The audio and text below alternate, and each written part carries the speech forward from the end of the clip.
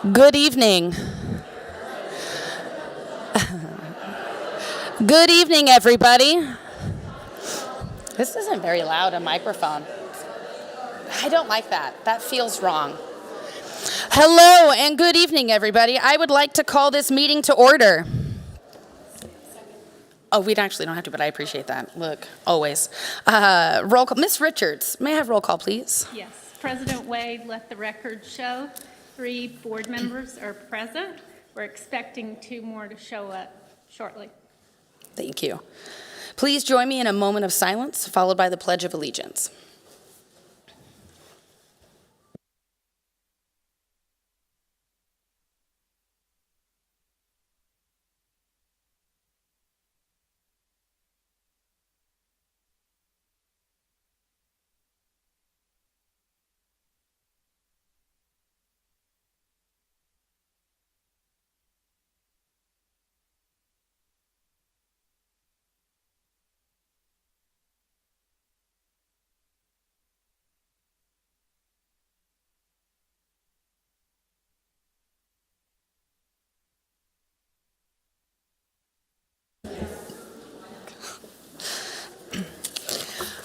I motion to approve the agenda.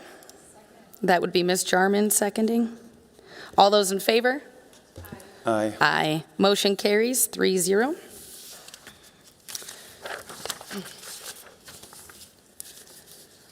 Okay, we are on 3.1.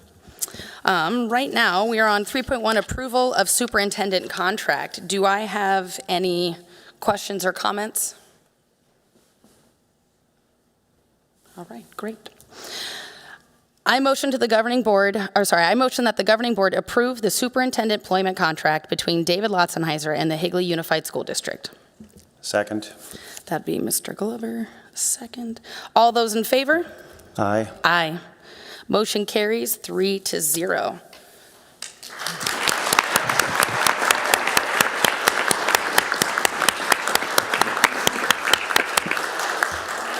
Go ahead, Mr. Lotzenheiser.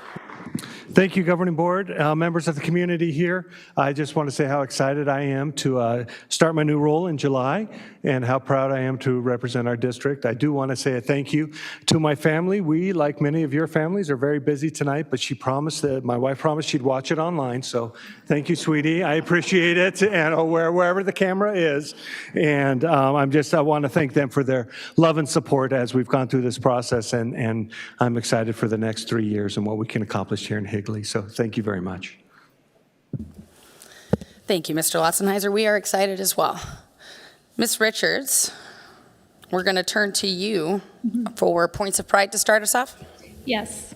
President Wade, members of the board, we're going to start with our points of pride for the district office. Anybody that is recognizing somebody up here on the board, please come forward. And the board, you're going to want to come down for pictures.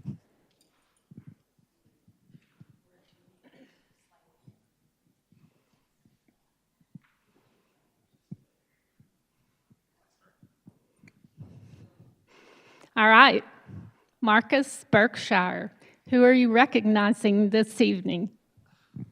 Good evening. It's my honor to recognize Brian Campbell, our Assistant Director of Student Information and Assessment. Little bit about Brian. Brian contributes in so many different ways to this. Brian, come up.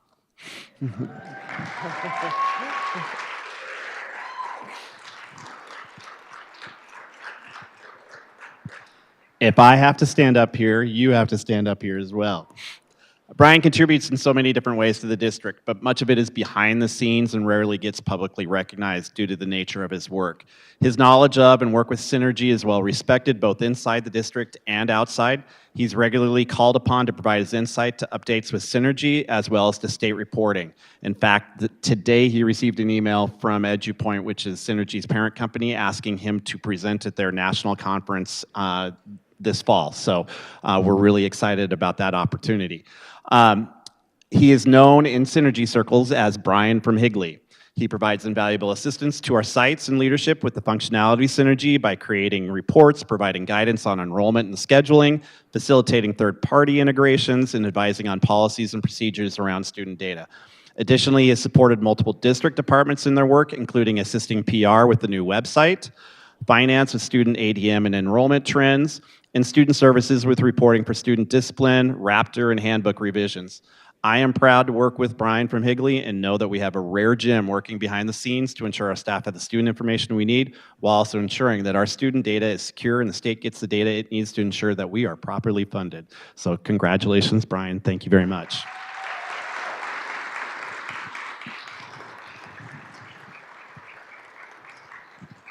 And I'm supposed to ask, who did you bring with you tonight? I didn't bring anyone because, life is busy, as David said. So I've got to rush over to the HCPA to go see my son perform for the DLI showcase. So Don't leave. He did bring his department team, though. They're here back there.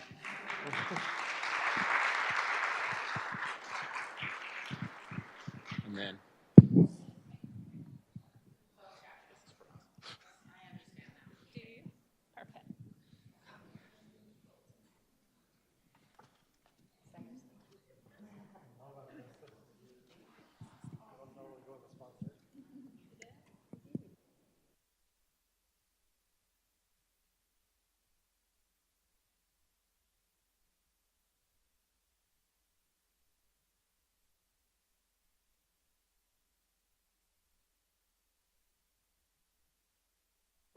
Miss Miller, you have somebody here you want to recognize, and you have Mr. Stephen Reed with you. So this evening, we have the honor of recognizing Jessica Holguin. Jessica, come on up.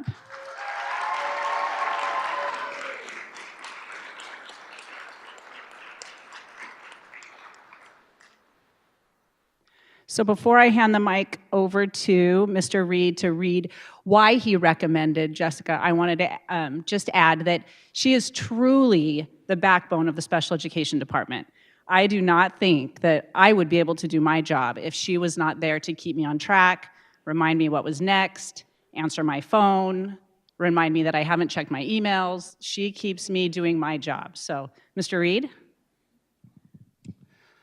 Jessica Holguin is such an amazing person to work with. She is friendly, knowledgeable, intelligent, and always willing to do anything to help the special education department and the district office. Jessica invites new tasks and challenges whenever the need arises and regularly takes on new responsibilities. Jessica works closely with all department members, ensuring cohesion and communication. Jessica is also a thoughtful and helpful person, making sure everyone in the special education department has what they need to do their job to the best of their ability. Jessica embodies the values and mission of the special education department and Higley as a school district. I offer my highest recommendation for the Points of Pride Employee Recognition Program for Jessica Holguin. We are lucky to have her in the special education department and as an employee of Higley Unified School District.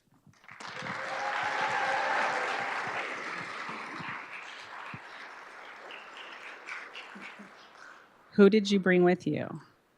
I brought my mom, my sister Sylvia, my 3 boys, Robert, Jacob, Enrique, and my son Jacob's girlfriend, Michaela. And then I have my work family here supporting.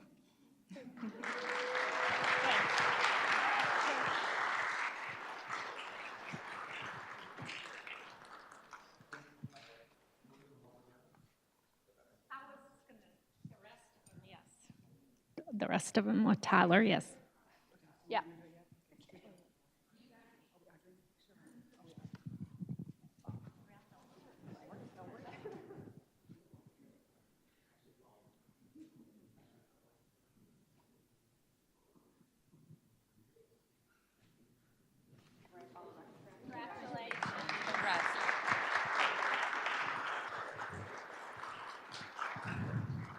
All right, Mr. Tyler Moore, it looks like you have a few awards here to hand out. And we'll wait and take a picture with all those guys together unless you want it done differently. Oh, thank you. I believe the rest are part of my team, so I get the opportunity to bring up a few individuals that we would like to recognize. The first one being Mike Chismar.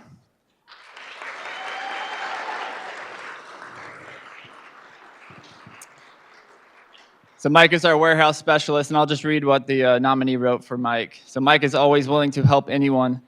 He's extremely hardworking and consistently goes above and beyond to make sure the schools and departments receive all that they need to serve our students.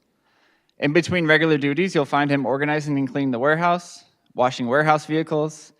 He is an asset to the district and deserves to be recognized for the many years of service and outstanding work ethic. So thank you, Mike.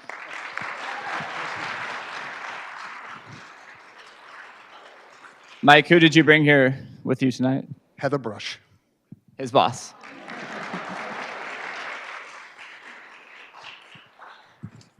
All right, next I would like to bring up Jolene.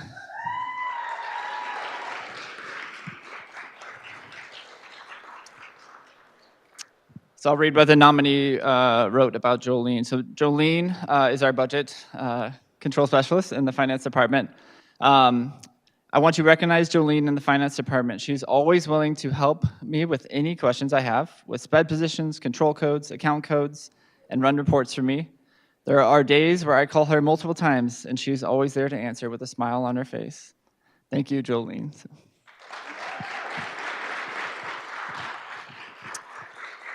Who did you bring here tonight, Jolene? I have my husband, Fred. He's my rock and supports me in everything I do. My two kids are joining virtually. Jenna, who is in the U.S. Navy, and she is stationed in Pensacola. I have my son, Jacob, who just graduated from PA school and is in Savannah, Georgia. I have my finance team, some with the warehouse team. I think finance is on that side as well. Thank you.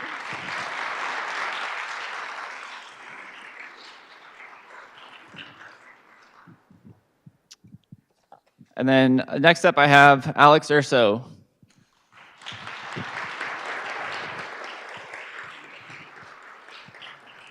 So Al is our custodial supervisor, and I'll read what the nominee had to say about Al. Since taking over as the custodial manager and overseeing the plant foreman and custodial departments, we have seen major improvements. Most of the sites have fully staffed custodial staff, which is ideal on the cleanliness of the school sites. He also works closely with the school plant foreman, overseeing them and helping succeed, making sure their school sites are clean and safe on a daily basis. So thank you, Al.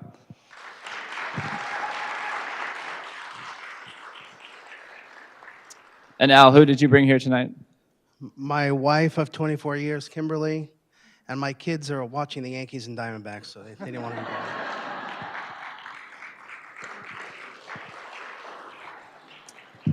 bothered. Next, I'd like to invite up Mr. John Stone, the Assistant Director of Transportation, to share the two transportation nominees.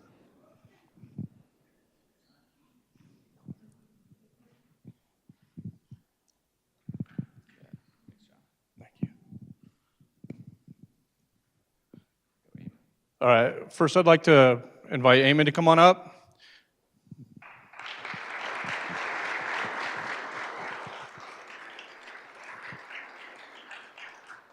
Eamon's been with the district for a few years now. He's had several different roles with us, from route driver to mechanic, and now he's an alternate, and he was nominated by our dispatcher, Stacy. And she says Eamon has an exemplary attendance record and almost never have to worry about him calling out. He is willing to cover whatever I give him without complaint.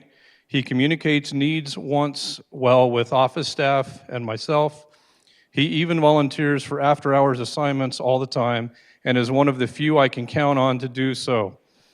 He is personable, friendly, and very professional, and with all of his coworkers.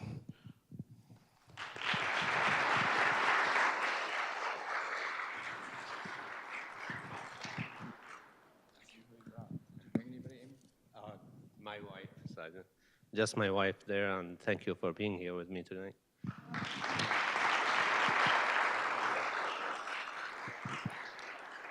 And next, I'd like to bring up Dan Shalinsky.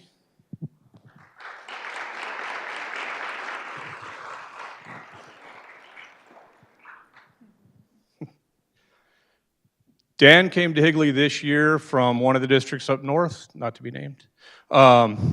He's wonderful attitude, great guy, and I'm really glad that he came onto the team. He was also nominated by our dispatcher, Stacy, and she says, this bus driver is constantly cleaning his bus, making it presentable for the students. He always has a great attitude when involving dealing with students and faculty members. Always is professional and following the rules. His attendance record is exemplary, and I never have to worry about covering his route. Dan, who'd you bring with you today? I brought my lovely wife Brenda of 35 years and our granddaughter Gracie.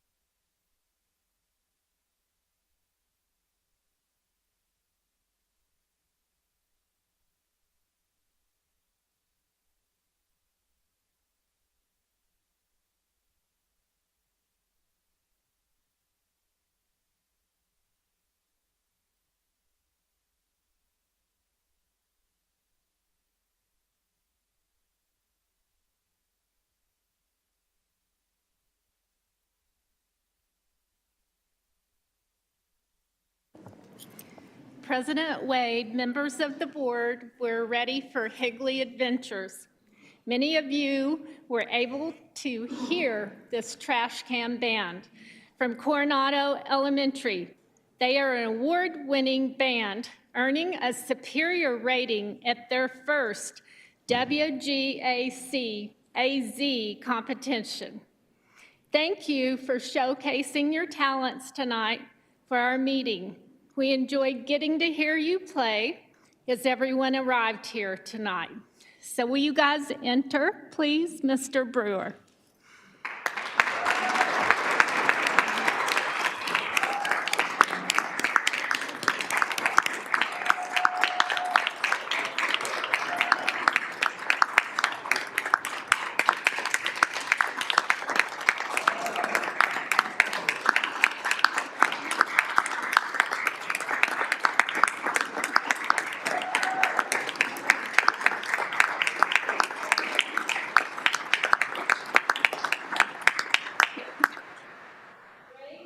Job, guys. Amazing performance tonight. We appreciate you so much. Mr. Brewer, how long have you been coaching these students? These particular ones? Well, raise your hand if it's your first year in trash can band. Raise your hand if it's your second year. So generally in 5th and 6th grade, that's when we do it. And but really, it's your fault that I started this. 2015, 13, something. So she's the reason you have a trash can band. She insisted on it, and this is what it's turned into. So thank you, Ms. Richards, for this opportunity. Thank you, Mr. Brewer. We want you to all cram together, and then we'll put board members around you to take your picture. So Miss Batista can probably guide you, but if some people want to get down on your knees, maybe.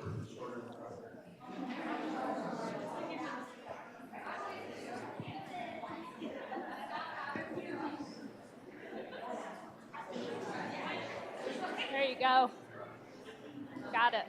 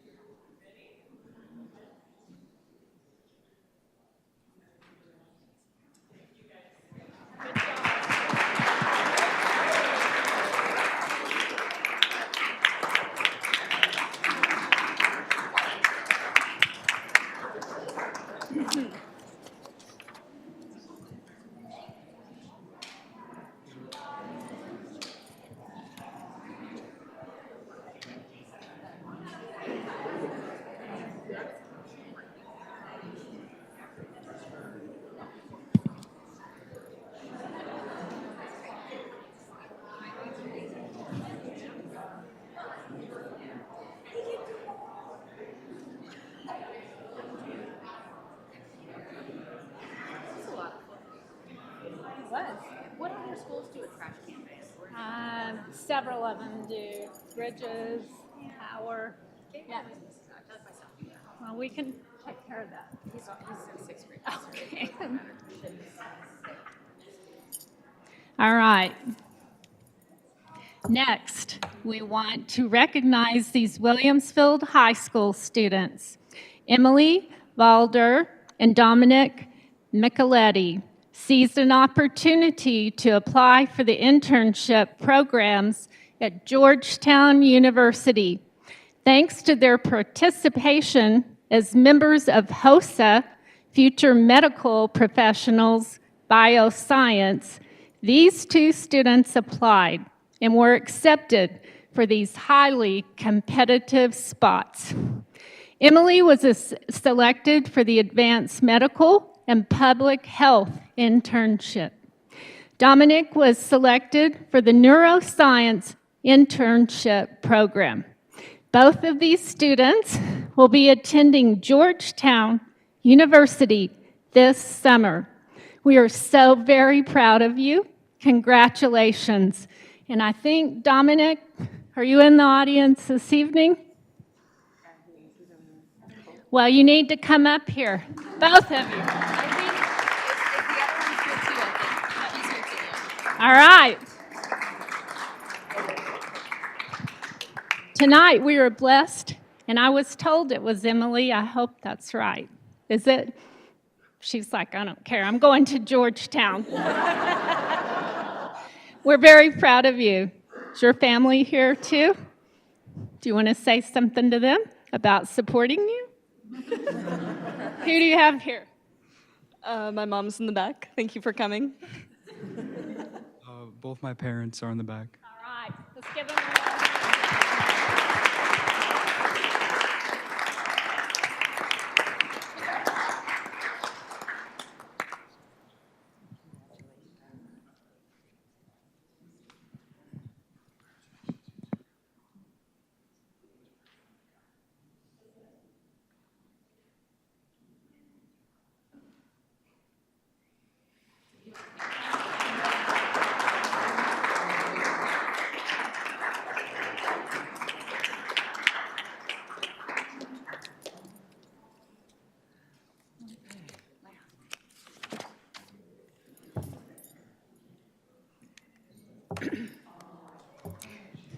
Recently, the Arizona Music Educators Association held auditions at Gilbert High School for the all-state ensembles, and 2 Higley High sophomore students made the band. Kyler, are you in the audience? Yeah. Okay, none of the sitting back there. Come on up here, Kyler. All right.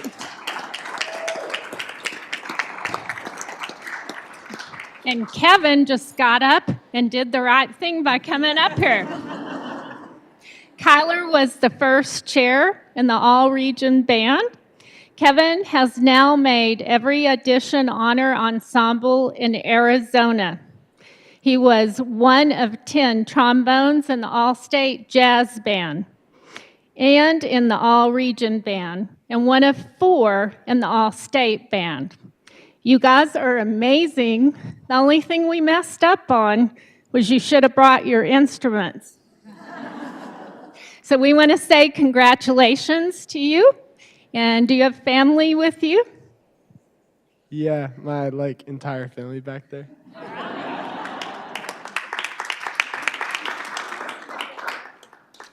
Mine are at home.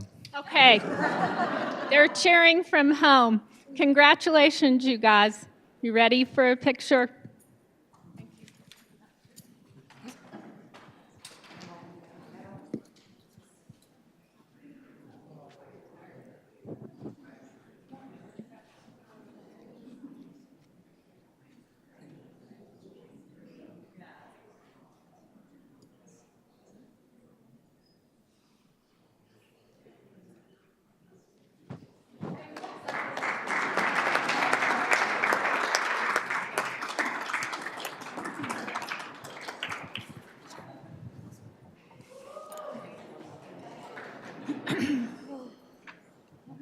Next, Alex Schaefer. When I call your name, please come forward. Alex is a junior Air Force junior ROTC candidate at Higley High School. He received a scholarship valued at $27,000 to attend Fairmont State University in West Virginia to participate in a private pilot license training program. We're so very excited for you. Cadet Schaefer is one of 194 cadets around the world who received the scholarship. So after you get this license, we want you to come pick us up and take us on a ride. We also want to recognize Caleb Dunaway, a senior at Higley High School and a fellow cadet in the Air Force Junior ROTC program. He's an alternate for this scholarship. You are both extremely impressive. The Flight Academy Scholarship Program is an Air Force level initiative in collaboration with the commercial aviation industry to address the national, civilian, and military pilot shortage. What a great achievement. Congratulations.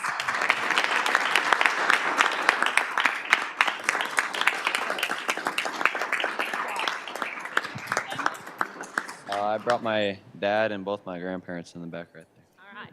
I've known Alex since you were how old? The test. Okay. A couple of years, right? Congratulations. Thank you. Yeah, my mom right there, so. All right.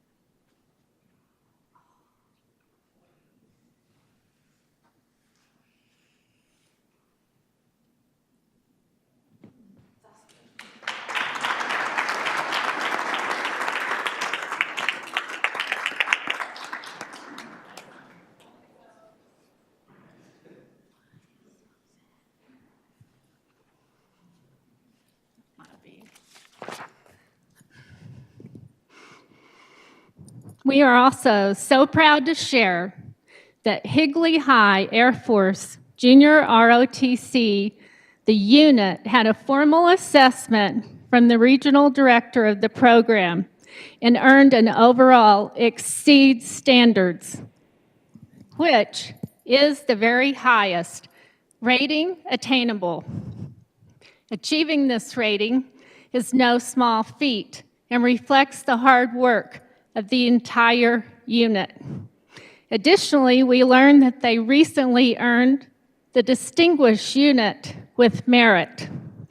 Shown in the picture here are the cadets volunteering at Feed the Children, the Gilbert Half Marathon, and Wreaths Across America.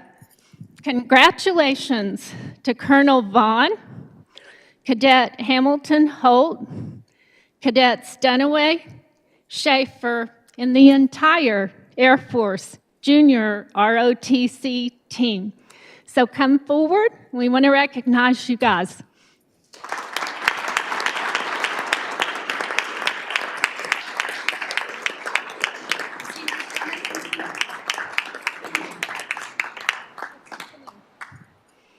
There's a colonel out there, I think.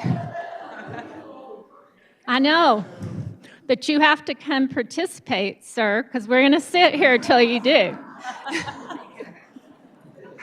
I do appreciate that. Thank you. Would you like to say something? My family's not here. You have some Higley High people in the audience, I know.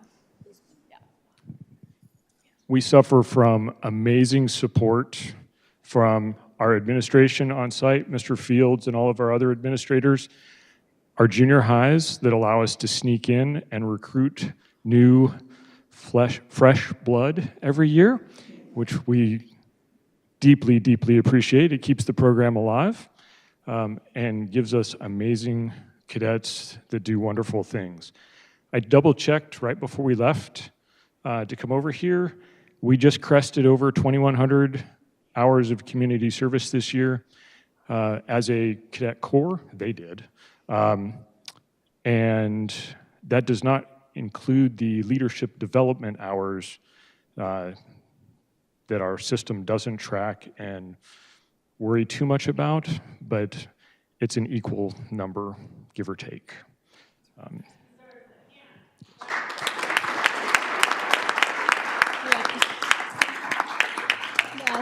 Okay.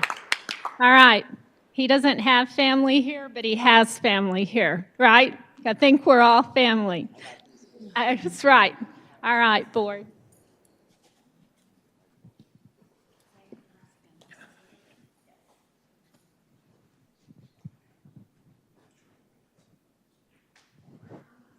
I know. Call him up there, please.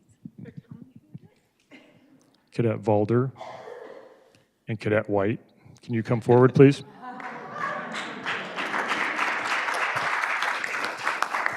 Congratulations.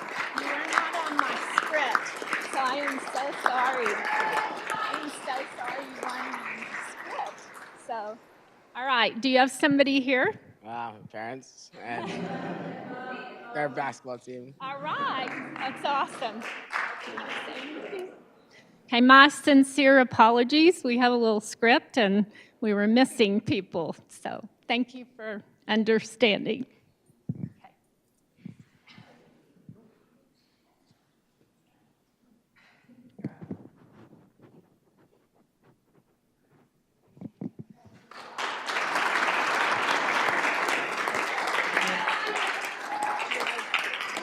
Do you want to introduce Brandon and Bruce? So now we're starting the celebration of Sossaman Middle School, and so I'd like to introduce Mr. Brandon Keeling, the athletic director at Sossaman Middle School, to talk about a, I believe, back-to-back championship team. Members of the governing board and members of cabinet, thank you so much for the opportunity to be here tonight to celebrate our basketball team. And I would love for them to come up here and join us so they can hear all these great things we have to say about them.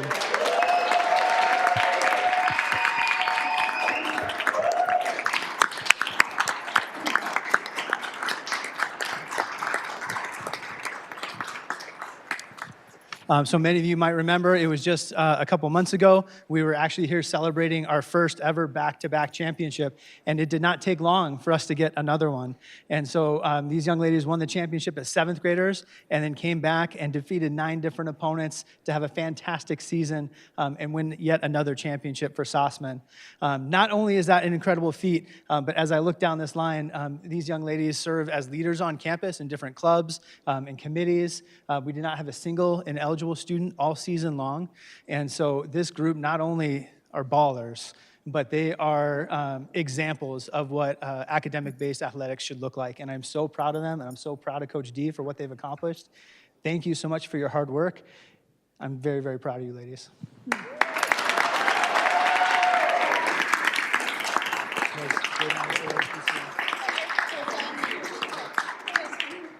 My mom's here. My mom's also here. My friend's mom is here. My parents and my brother. My mom's here. I don't have anyone here. My mom and my dad.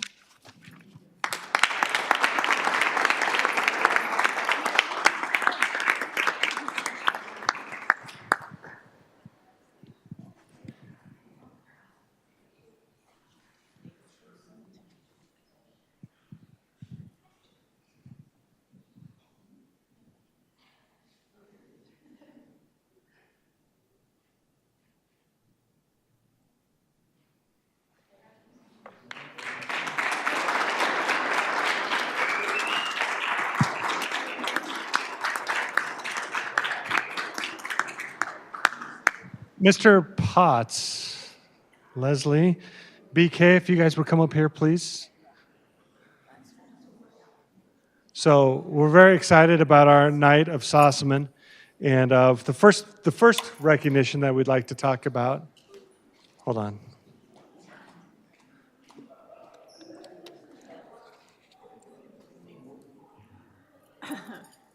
Okay, so we want to talk first about, and I'm going to let Mr. Potts talk in just a second, and then I'll have him introduce his Sossaman family to come on up and join him.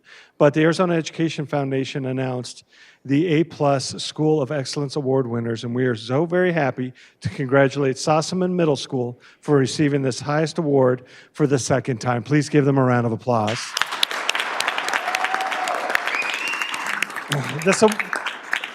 This award is the highest state-level honor given to public schools in Arizona and is a testament to Sossaman's unwavering commitment to educational excellence. So congratulations, Sossaman. I'd like Mr. Potts to give a few words, and please, if there's any Sossaman faculty or anyone to come join him up on the stage. Thank you, boss man. Thank you, President Wade, and the governing board and cabinet that's super supportive. So we're super proud. There's a lot of work that goes into having a great school from day 1 to day 180. So Spartan Nation is far and wide. I think we have a lot of, I was a little disappointed Cabinet didn't wear their shirts tonight. They all should have a A+ shirt, but that's okay. That's okay, I was hoping. But there's a lot of work, and I just want to thank you to all the parents. Students, you can come back in. This is all about you. You're the one that earns this stuff too. Come on back in. And so give them a round of applause because it's all about the students. So we have an amazing staff, we have an amazing students, we have an amazing A+ committee that worked on the application process for an entire year. And for those that don't know what A+ is, you have fill out a giant application process, then they basically send 6 judges to your campus over a couple days and say, all right, you do all these great things, now prove it. And so they met with students individually, they met with staff individually, they met with different groups of staff individually, they had a parent panel, so it's a pretty big process. And so all the credit goes to our staff, our students, our parent support. So this all goes to Spartan Nation, so thank you all, and let's come on up and celebrate. Also, shout out to our amazing PTSO. They're not here tonight, but our PTSO is a huge part of that as well. After this photo, let's get some students in here too. That'd be great. Yeah. Oh, we're doing that after your meeting? Sorry. I caught on. How are you?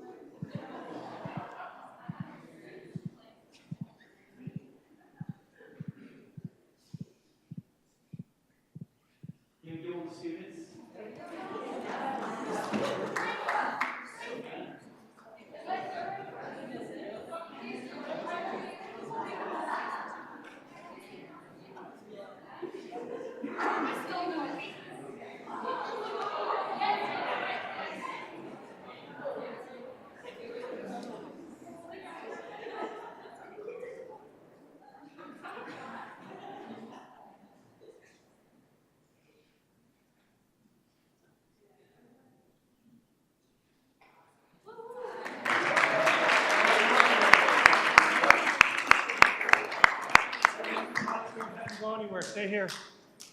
Hey, if you guys want to stay here, you're not done yet. We have one more recognition because, like I said, this is the night of Sossaman Middle School recognition. So we have one more recognition.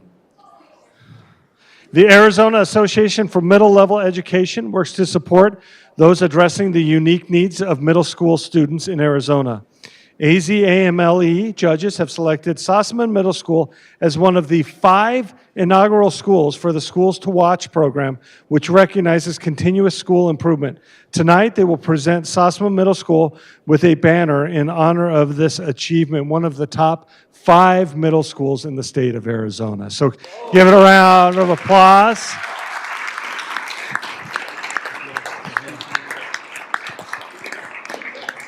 Yeah. Got some money here to spend. Let's go party. So this is a pretty cool event too. So a lot. This is so A+ is every 4 years, and this Schools to Watch opportunity came about. And so I want to thank Dr. Kaplinger for encouraging us to apply for this. It's very similar to A+, where they had some judges come on our campus for a few days. They get to experience Spartan Nation and the culture we have on campus and our dedication to learning. And so, again, shout out to our committees, our staff, our students, our parents. They had all those same panels that we had. And so January and February was a busy month for us with all of our visits. And then we get the cabinet to come here in a couple weeks to visit us as well. So appreciate all the teachers for coming on tonight after a long day of, today we started AASA testing. And so appreciate all the staff for taking time to be here. Love you guys.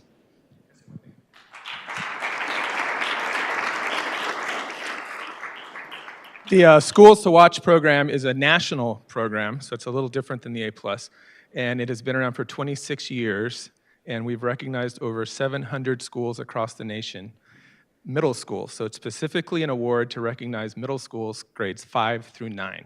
So Sossaman will be invited, or has been invited, to Washington, D.C., and in June, they'll receive their national recognition, not only as an Arizona school to watch, but as a national middle school that is a school to watch. So congratulations.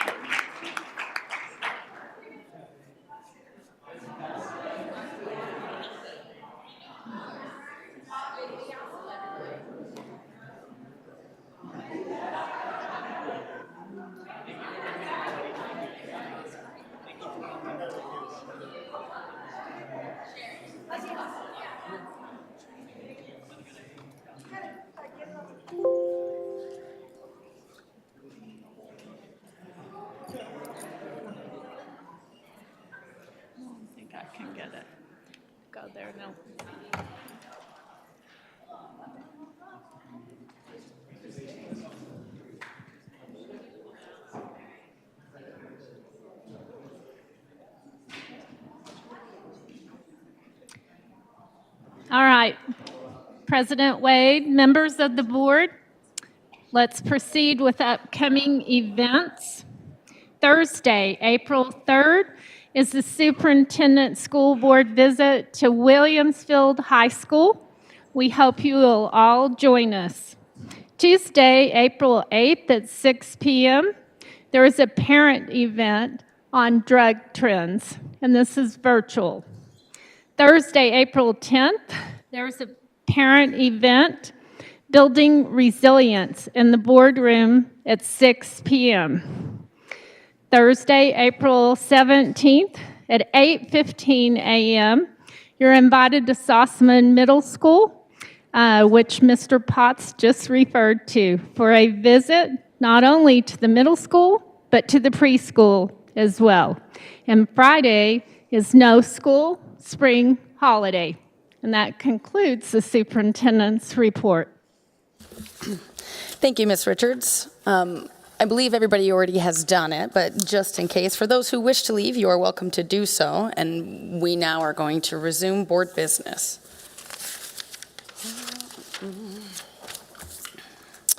Ms. Zimmerman, we do not have any requests to speak today, is that correct? All right, so we're going to move on to the consent agenda. I motion to approve the consent agenda items 6.1 to 6.12. Second. That would be Ms. Schultz seconding. All those in favor? Aye. Aye. All those opposed, 0. Motion carries 5-0. I'd like to say with the consent agenda, thank you to Higley Instrumental Association, Concord General Contracting, and Higley High School Parents United Booster Club for their generous donations to our students and our schools. This brings us to 7.1, presentation of benefits for fiscal year 25-26. Ms. Johnson. You're up. Yes, good evening, President Wade and board members. This evening, we have Jennifer Sherman, and she's brought many experts this evening to share with us our benefits package for this coming school year. Can you all hear me okay? Hello, and thank you all for the opportunity to present on the benefits that are offered through partnership with Higley Unified School District and Kairos. So we'll be going through quite a bit of information this afternoon or this evening. Feel free to please ask any questions as they arise. If you can go next slide. Okay, so Kairos service model. So my name is Jennifer Sherman. I am Director of Account Services. I oversee all of the service model delivery for anybody that is enrolled within the Kairos family of benefits. I am here today with a huge team of people, but it is actually not even our full team. But I wanted to bring resources to be able to answer any questions and also highlight the level of resources that you get by joining an organization like Kairos. On the slide above, you'll see our HUSD partnerships. So our partnership with Higley comes not only with the health insurance benefits, but it comes with a number of other things. First and foremost, we pride ourselves on best-in-class service. So we like to treat our members like they're our family. And there really is a culture of yes, as much as we possibly can.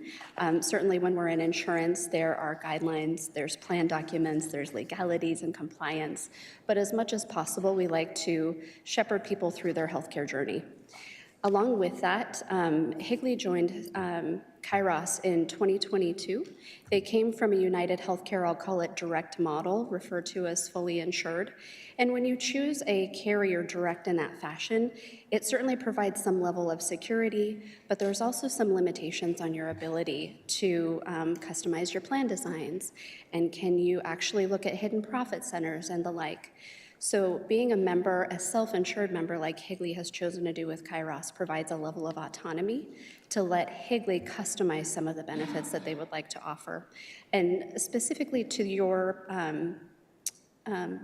participation, so your employees, if there's a specific need, and I'll talk to some of those later, that we've identified that might save money, that might help improve better outcomes, save money, we're going to be able to offer that. We're in a fully insured model, direct to carrier. You don't always have those extra funds to do so. Enhanced support, I talked a little bit about that, but we have we have several levels of service. So be it an account manager, which is sort of the day-to-day contact with the HR team that is talking to them about, do we have our SBCs out? Do we have open enrollment guides? Are we going to be having meetings? Do you need support? Can we come on site and help educate members? We also have participant advocates, which answer our 800 number. Our 800 line goes directly to two people in Phoenix, Arizona, Peg and Dana. They answer that phone number, and they are the conduit to help provide services to the employees of Higley. So that could be, I can't find my ID card, I need help finding a doctor, can you help me figure out if I need to pay this claim? So sort of that base level service. We also have an enhanced level of service through our Nurse Navigator program, which is unique. We've actually brought in-house nurses to build a program to help be more of a clinical concierge to the membership as well. So for any member of Kairos, from any member of Kairos, they have access to the Nurse Navigator program. However, Higley saw such value in the program, they actually brought on a nurse. So that is Meredith Albers here sitting to my right.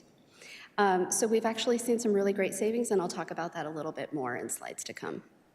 One other great thing I'd like to hit on is the transparency. So you certainly have plenty of options when it comes to choosing your health insurance providers and the contracts and who you work with. But one of the best things that I've seen, I've been in insurance for over 20 years now, one of the best things that I've seen with being a member of Kairos and a pool is the level of transparency that Kairos brings to the table. So because Higley is a self-insured member, you actually receive monthly financial packages.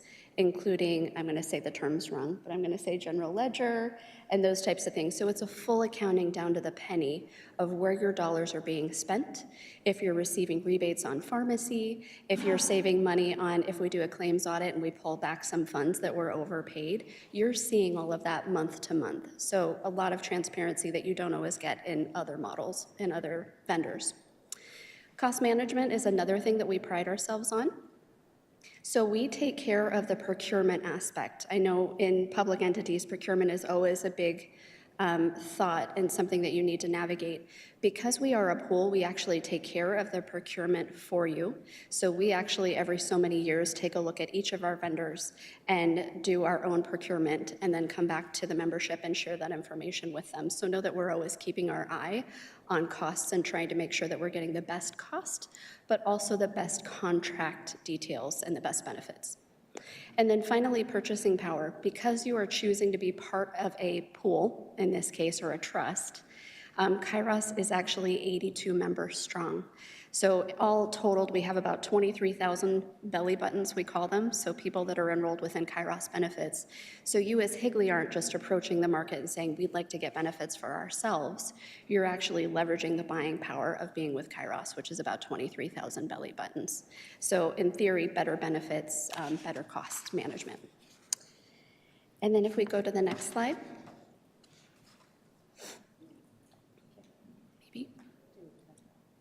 Is it not working? We'll get there. There we go. So there's a lot of information on this slide, and it's really tiny font. I'm not sure if you have a copy in front of you, but I'll summarize it to say some of the things that I've already talked about. We focus on employer and employee services. So as I mentioned, we pride ourselves on providing a full suite of financial package information, primarily to Tyler and the team, on a monthly basis, but we're always available. So to my right, I have our accounting team, Jeremy Larson and Josh Landis, who are available to answer any questions that you have regarding any financial questions or accounting services. We're also available on an actuarial basis. So if you were curious to know, do we have the right types of plans? Is it time to increase our deductible or our max out of pockets? We take those questions back to our actuarial services and come back to you with those answers and the impacts. From a employee standpoint, I think I already talked to you about a high level of advocacy on several fronts, be it clinical or just, things like ID cards. And then finally, professional services. We also include in our offerings full compliance management. That includes things like COBRA administration for people that have terminated off the plan. We also take care of doing the things like the PCORI filing, which is a fancy ACA term, Affordable Care Act term, but there's a number of compliance considerations that you've got to take into place if you were to be working with somebody to procure health insurance benefits, and Kairos puts that all under their umbrella, and it's included in our admin fees. Okay, if we go next. Okay. Self-funding overview, so I think I kind of stole my thunder a little bit, but we'll talk about it and give you a visual of who's involved in the self-funding structure. So right at the top, you can see Higley is the driver in this scenario. So Higley gets to say to Kairos, here's what we want to do for the next year. Here's what we're hearing from our employees. Does this make sense financially, and should we make these decisions? So we partner together to make those decisions. Immediately below that, you'll see that we hire a TPA, or a third-party administrator, to process our claims. That entity is referred to as UMR. So if you have an ID card, if you're on the benefits, you'll see the UMR name, and you might call them if you had questions about a claim, but we always like to say, call us first. We're happy to help shepherd people through those scenarios. We rent the United Healthcare network of providers. So a lot of people get confused with that and think we're covered by United Healthcare. That's actually not the case. We just go to a carrier like United Healthcare. In the past, we had Blue Cross Blue Shield, and we rent their network of providers, and that gives the employees access to who their doctors and hospitals and those kinds of offerings include. And then finally, we choose a PBM, or a pharmacy benefit manager, known as Maxor Plus. I mentioned before that we take care of the procurement for our entities. So this year, we actually did do an RFP on PBMs and got some very competitive information and offers back. We utilized that information to go back and negotiate with our existing PBM, which was Maxor Plus. We were able to save several $1,000,000 by renegotiating that contract. And we know that some of our enrolled employees or members on the plan have already seen some of their prescription drugs come down. So that actually took place.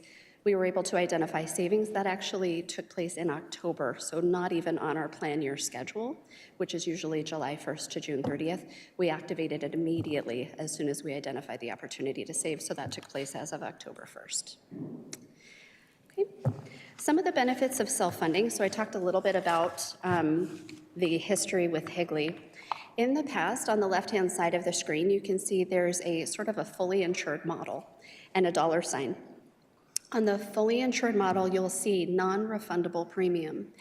And while you can go to a carrier and be fully insured, and there is a level of security in that sense, that you can take your dollar and go over to United Healthcare, as Higley did in the past, and say, we want to be fully insured with you.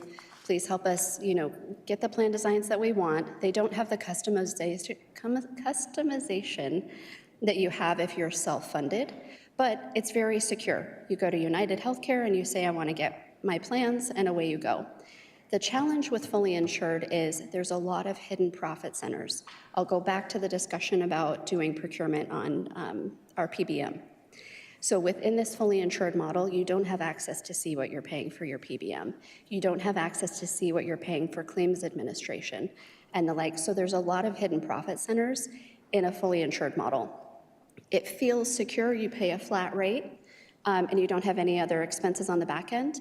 But at the renewal timeframe, you can also be rest assured that that carrier is going to not be shy when they want to increase your premiums because your claims have exceeded what they previously budgeted. So there's not a lot of protection on those renewal increases as well. Now, if you look at the self-insured model on the right, a couple years ago, Tyler reached out to us and said, hey, I'm really looking at if it makes sense to do a self-insured model. So we contacted our actuaries, our underwriters, we took the data that we had and said, absolutely, it seems like there's an opportunity to save quite a bit of money. So when you look at how the self-insured model is constructed, you'll see that it's broken down into different categories. So administrative cost is the top, claims is the biggest expense.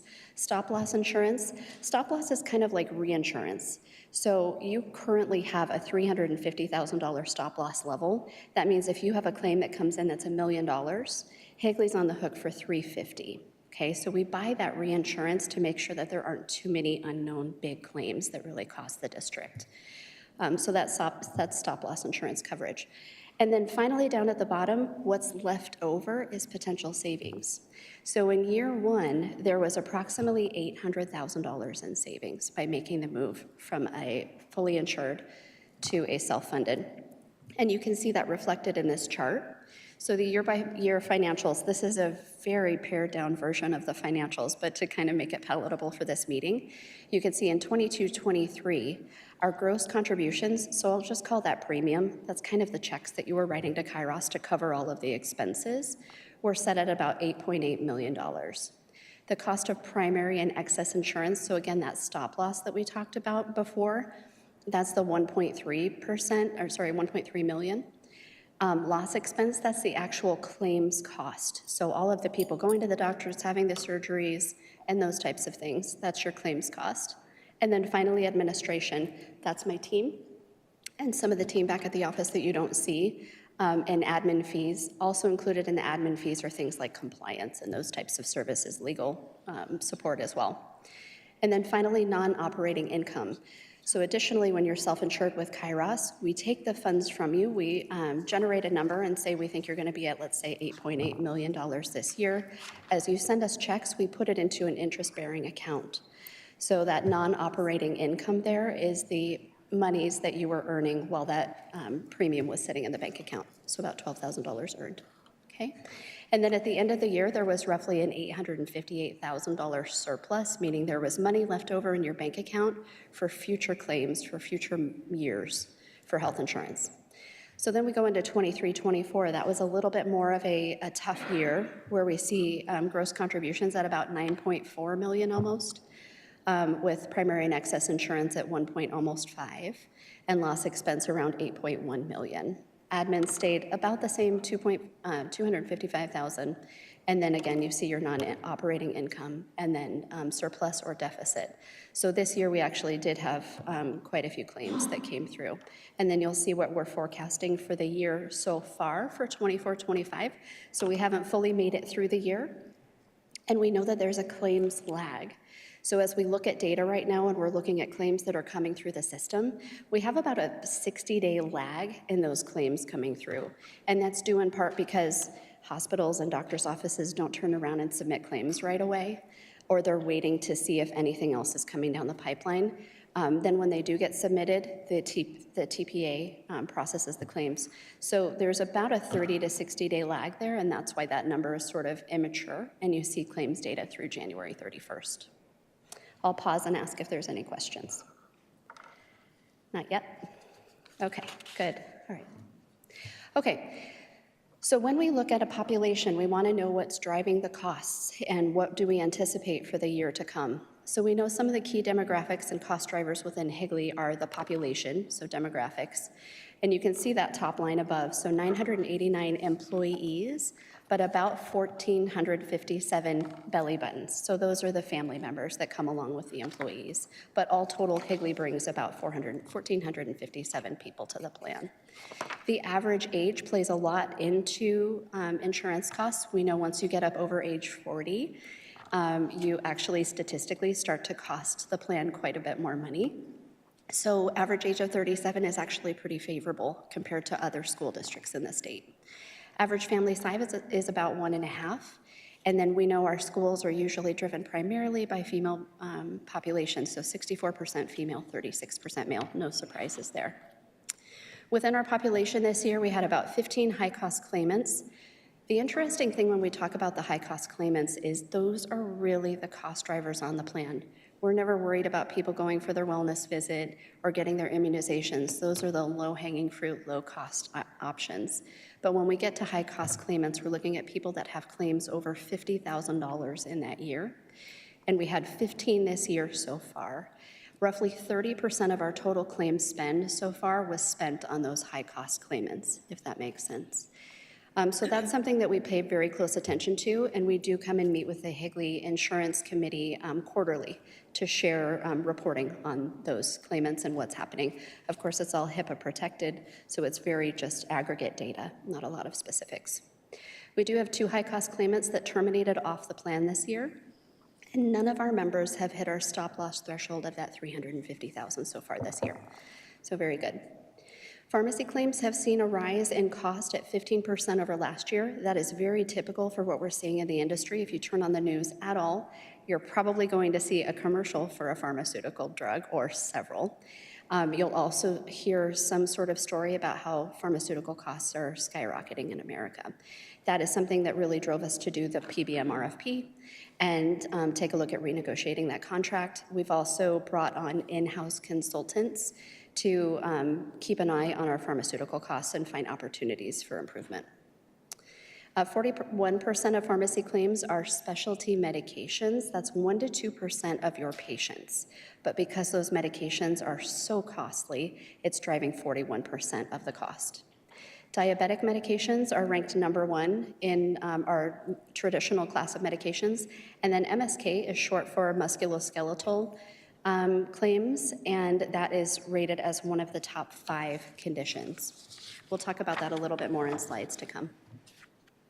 Go next. Okay. So for benefits, good news this year, we have made almost no changes to the plan designs with Higley's direction.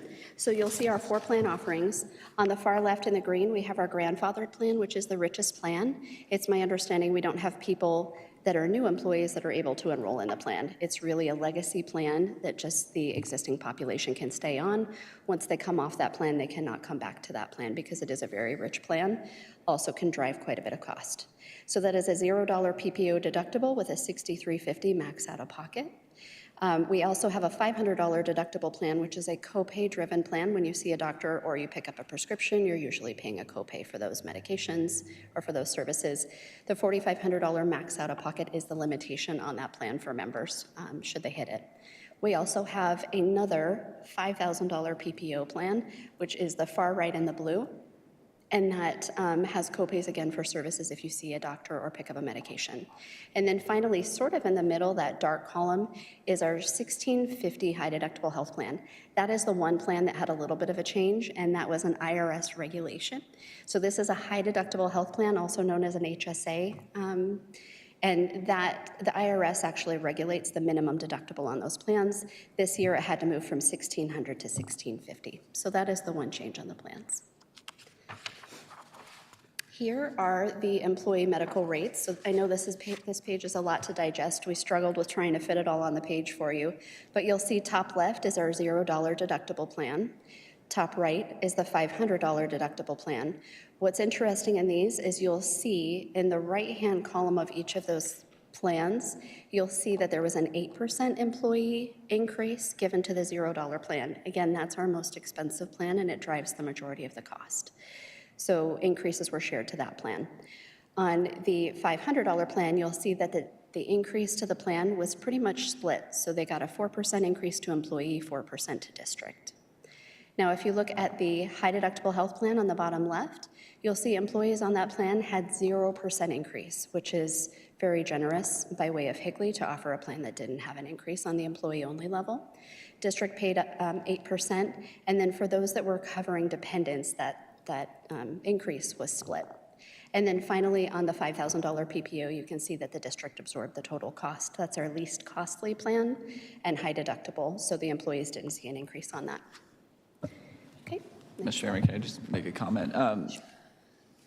When we evaluate these plans and how to assess increases, right, we look at past experience and how we performed as a self-insurance group. And as you saw last year, we did lose approximately $500,000, which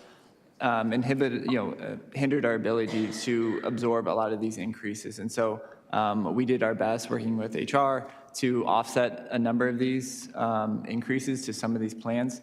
But unfortunately, with the rising cost of insurance and then having a bad loss year, table those on top of each other, we have to do something to move the needle up in terms of bringing in enough revenue to cover our obligation as a district to provide insurance. So I just want to point out to the board, though, that we take this very seriously and try to eliminate, if not all costs onto the employee. But at some point, we face a financial restriction, and we have to make some recommendations to keep us solvent and not go into deficit in terms of the self-insurance fund. So. Thank you. Okay. Ancillary benefits. So I've talked a lot about health insurance, but that's the big cost when we talk about employee benefits. We also have a whole host of other benefits that are available and some new ones that we're going to bring to the table this year.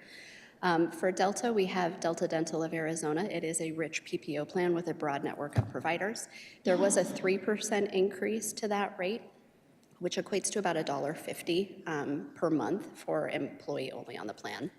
We also have Total Dental Administrators, known as TDA or EMI. That is a lower cost dental DHMO plan. It's kind of a discount plan, if you will, but it's a lot less costly out of pocket for members, out of paycheck for members. There was no change to cost in that plan. Vision Service Plan, or also known as VSP, is our vision provider. There were no change to rates, no change to benefits. We do have Health Equity that manages the health savings account as well as the flexible spending accounts. And just to highlight, you do have an HSA as well as an FSA, flexible spending account. Additionally, you have a dependent care FSA as well, which I think is a huge benefit to offer to your staff. Voluntary benefits, we offer basic life, AD&D. There is a basic life that's paid by the district, so a flat amount. And then there's also a supplemental life, so should somebody choose that they want to purchase more, they can get that through Kairos as well at their cost. There's short-term disability and worksite benefits. There's been no additional cost changes to those benefits. This year we're looking at offering some new plans, which we'll talk about in other slides, but that includes identity theft protection, MetLife prepaid legal, and then nationwide pet insurance, which everybody gets excited about for their fur babies. We also have a new program that we will talk about a little bit more in Aware Health and Centers of Excellence. So I'll skip to future slides. Ancillary rates, you'll see As I mentioned, Delta Dental does have an increase to the employee of 3%, which again amounts to about $1.50-ish. VSP, no change to rates, and TDA, no change to rates.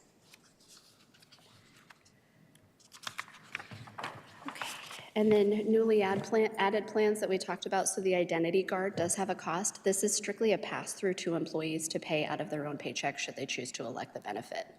The MetLife Legal is the same. They can choose from different levels of legal support and pay the cost out of their paycheck. Nationwide Pet, again, is a pet insurance program that is kind of a pass-through. Employees actually go out to the website and sign up for it, so it's not even a payroll deduction. And then finally, the bonus benefits include Aware virtual physical therapy that I'll talk about in a minute, Nurse Navigator, and Centers of Excellence. There is no cost for any of those services. And then benefit enhancements. We go next slide. Okay, so we talked about Nurse Navigator. That's our Meredith and Emily to my right, as well as others back at the office. But our Nurse Navigator team is focused on providing advocacy in a couple different ways.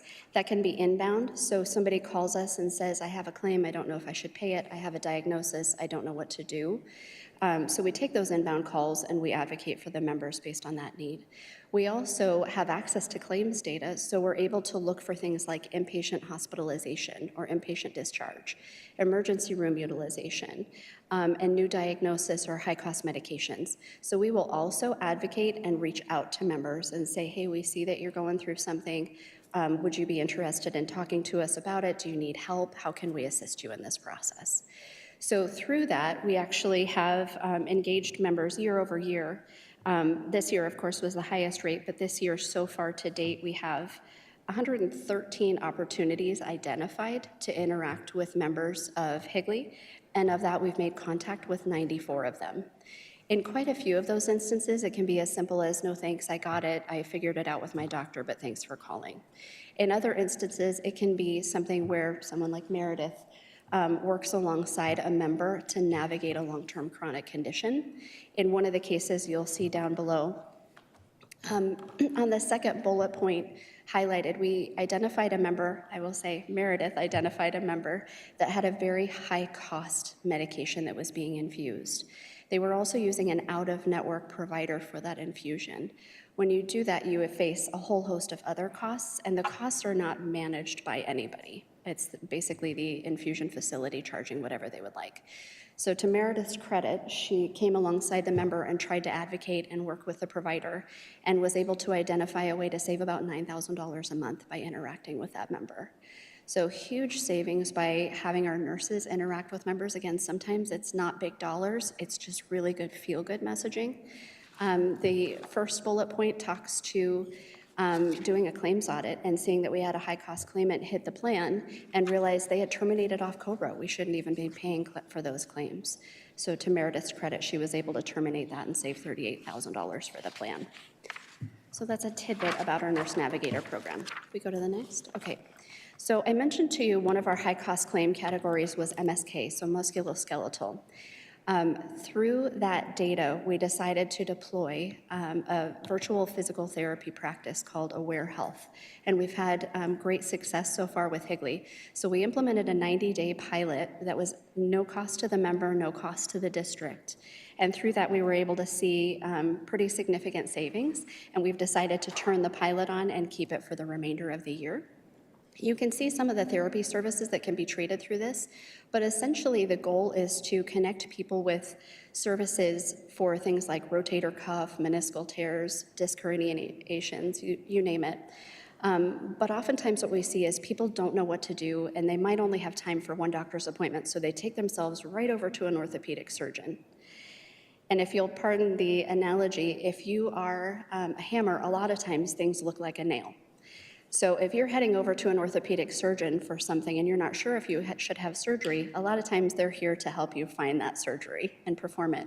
So what we found by offering Aware Health is that we can partner people with a virtual physical therapist. We actually have somebody that is willing to come on site as well.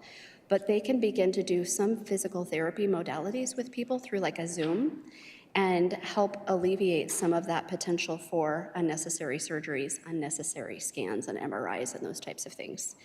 So to date, we've had 57 evaluations completed in the 90-day pilot, 159 total visits completed with members. The feedback from membership has been incredible. Everybody has loved the program. I don't know that we've seen one negative. Honestly, I think one of the biggest takeaways is we make it convenient. So because it's available via Zoom, people can do it during their business day on their lunch hour and still be able to accomplish PT rather than the traditional model of going in for services. Within the 57 evaluations completed, AWARE was able to provide us some aggregate data to say that 16 of the people that signed up for the services indicated that they were ready to pursue surgery for those services. So we do feel that in some way we have either eliminated the need for surgery or at least staved it off to make sure it's the correct course of treatment. We also had 18 that were thinking that they needed to go get an advanced scan. So now through the help with the PT, we will have a better understanding if that's the best course of treatment. So that's AWARE Health. If we go to the next slide. Our Centers of Excellence is another program that we're very proud to offer to participants. This is a relatively new program, and we're growing it. So essentially what we've done is we've partnered with an organization named CAREM to go out and highlight and find excellent surgeons in their category or doctors in their category. So you'll see on the slide things like joint replacement, spine, neck and back, substance use therapy, and cancer care. So within Arizona, we have a very limited number of providers, but we're working on growing that. But we have had some successful joint replacements. So a couple knee and a couple hip replacements and have had great feedback. If a member experiences and uses the Centers of Excellence program and they're on our PPO plans or those copay-driven plans, they pay no cost out of pocket for those services. So total knee and hip replacement at zero cost. We also have a new offering, you'll see the new, on substance use therapy. So we have seen a huge uptick in a need for mental health support and substance use therapy. CAREM has actually partnered with an organization in Scottsdale and a couple others in the state for substance use. Again, if you're on a copay-driven plan, a member would pay nothing out of pocket for those services. So great offerings for membership, albeit they might be very specific, but if we can find the person that has that need, we truly do see some great outcomes. And ancillary additions that we talked about, so MetLife prepaid legal support. Again, there's 2 tiers of service that people can sign up for and they pay for it themselves, so no cost to district. Nationwide pet insurance, again, that's a pass-through, and then identity guard. I think every one of us has been exposed to identity theft in some way, shape, or form, and it continues to happen. So providing that level of protection for people, at least as an option. And that is it. I'll pause for questions.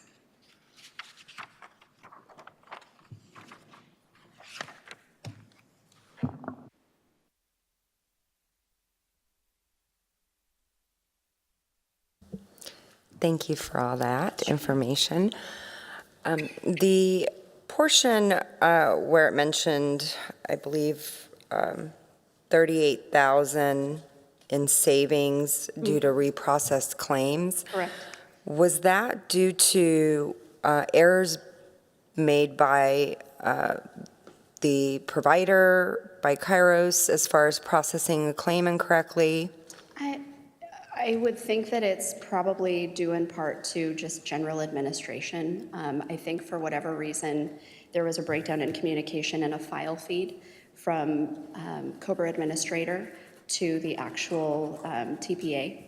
So claims continue to get paid. That's part of why we are so big on compliance and auditing, because if you were with a fully insured carrier, it can happen just the same, but having somebody put eyes and look at those costs and call them out and make sure it is somebody that's eligible still is something where we shine.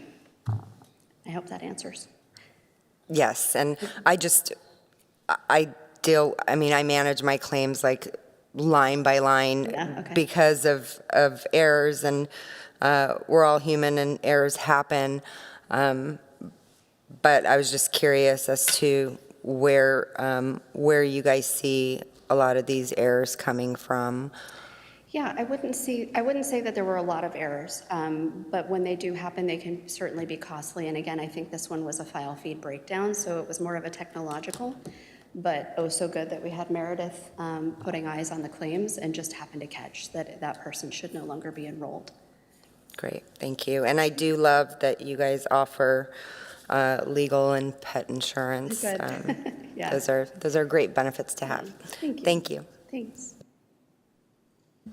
Well, my question, I don't know that you can answer it, but it's for Ms. Johnson. You can answer me later. I just would, when you have time, I'd just love to chat with you to see how unless you know for now, how well our employees, how happy they are with everything that's been provided. If any of you want to comment, or we can have a private conversation later, whatever you like. I can answer that tonight. Thank you for that question. I think overall our employees are well served with the insurance that we provide. The one comment we always will hear is how it costs so much, but that is not something that, as Mr. Moore alluded to, that we can really control. So yeah, that's a tough one. But overall, I think the experience our employees have, especially this year, we've heard nothing but positive things about our nurse navigator helping them as well. And having that kind of service available at your fingertips is just been a great benefit to the employee and to the district to save some money. So.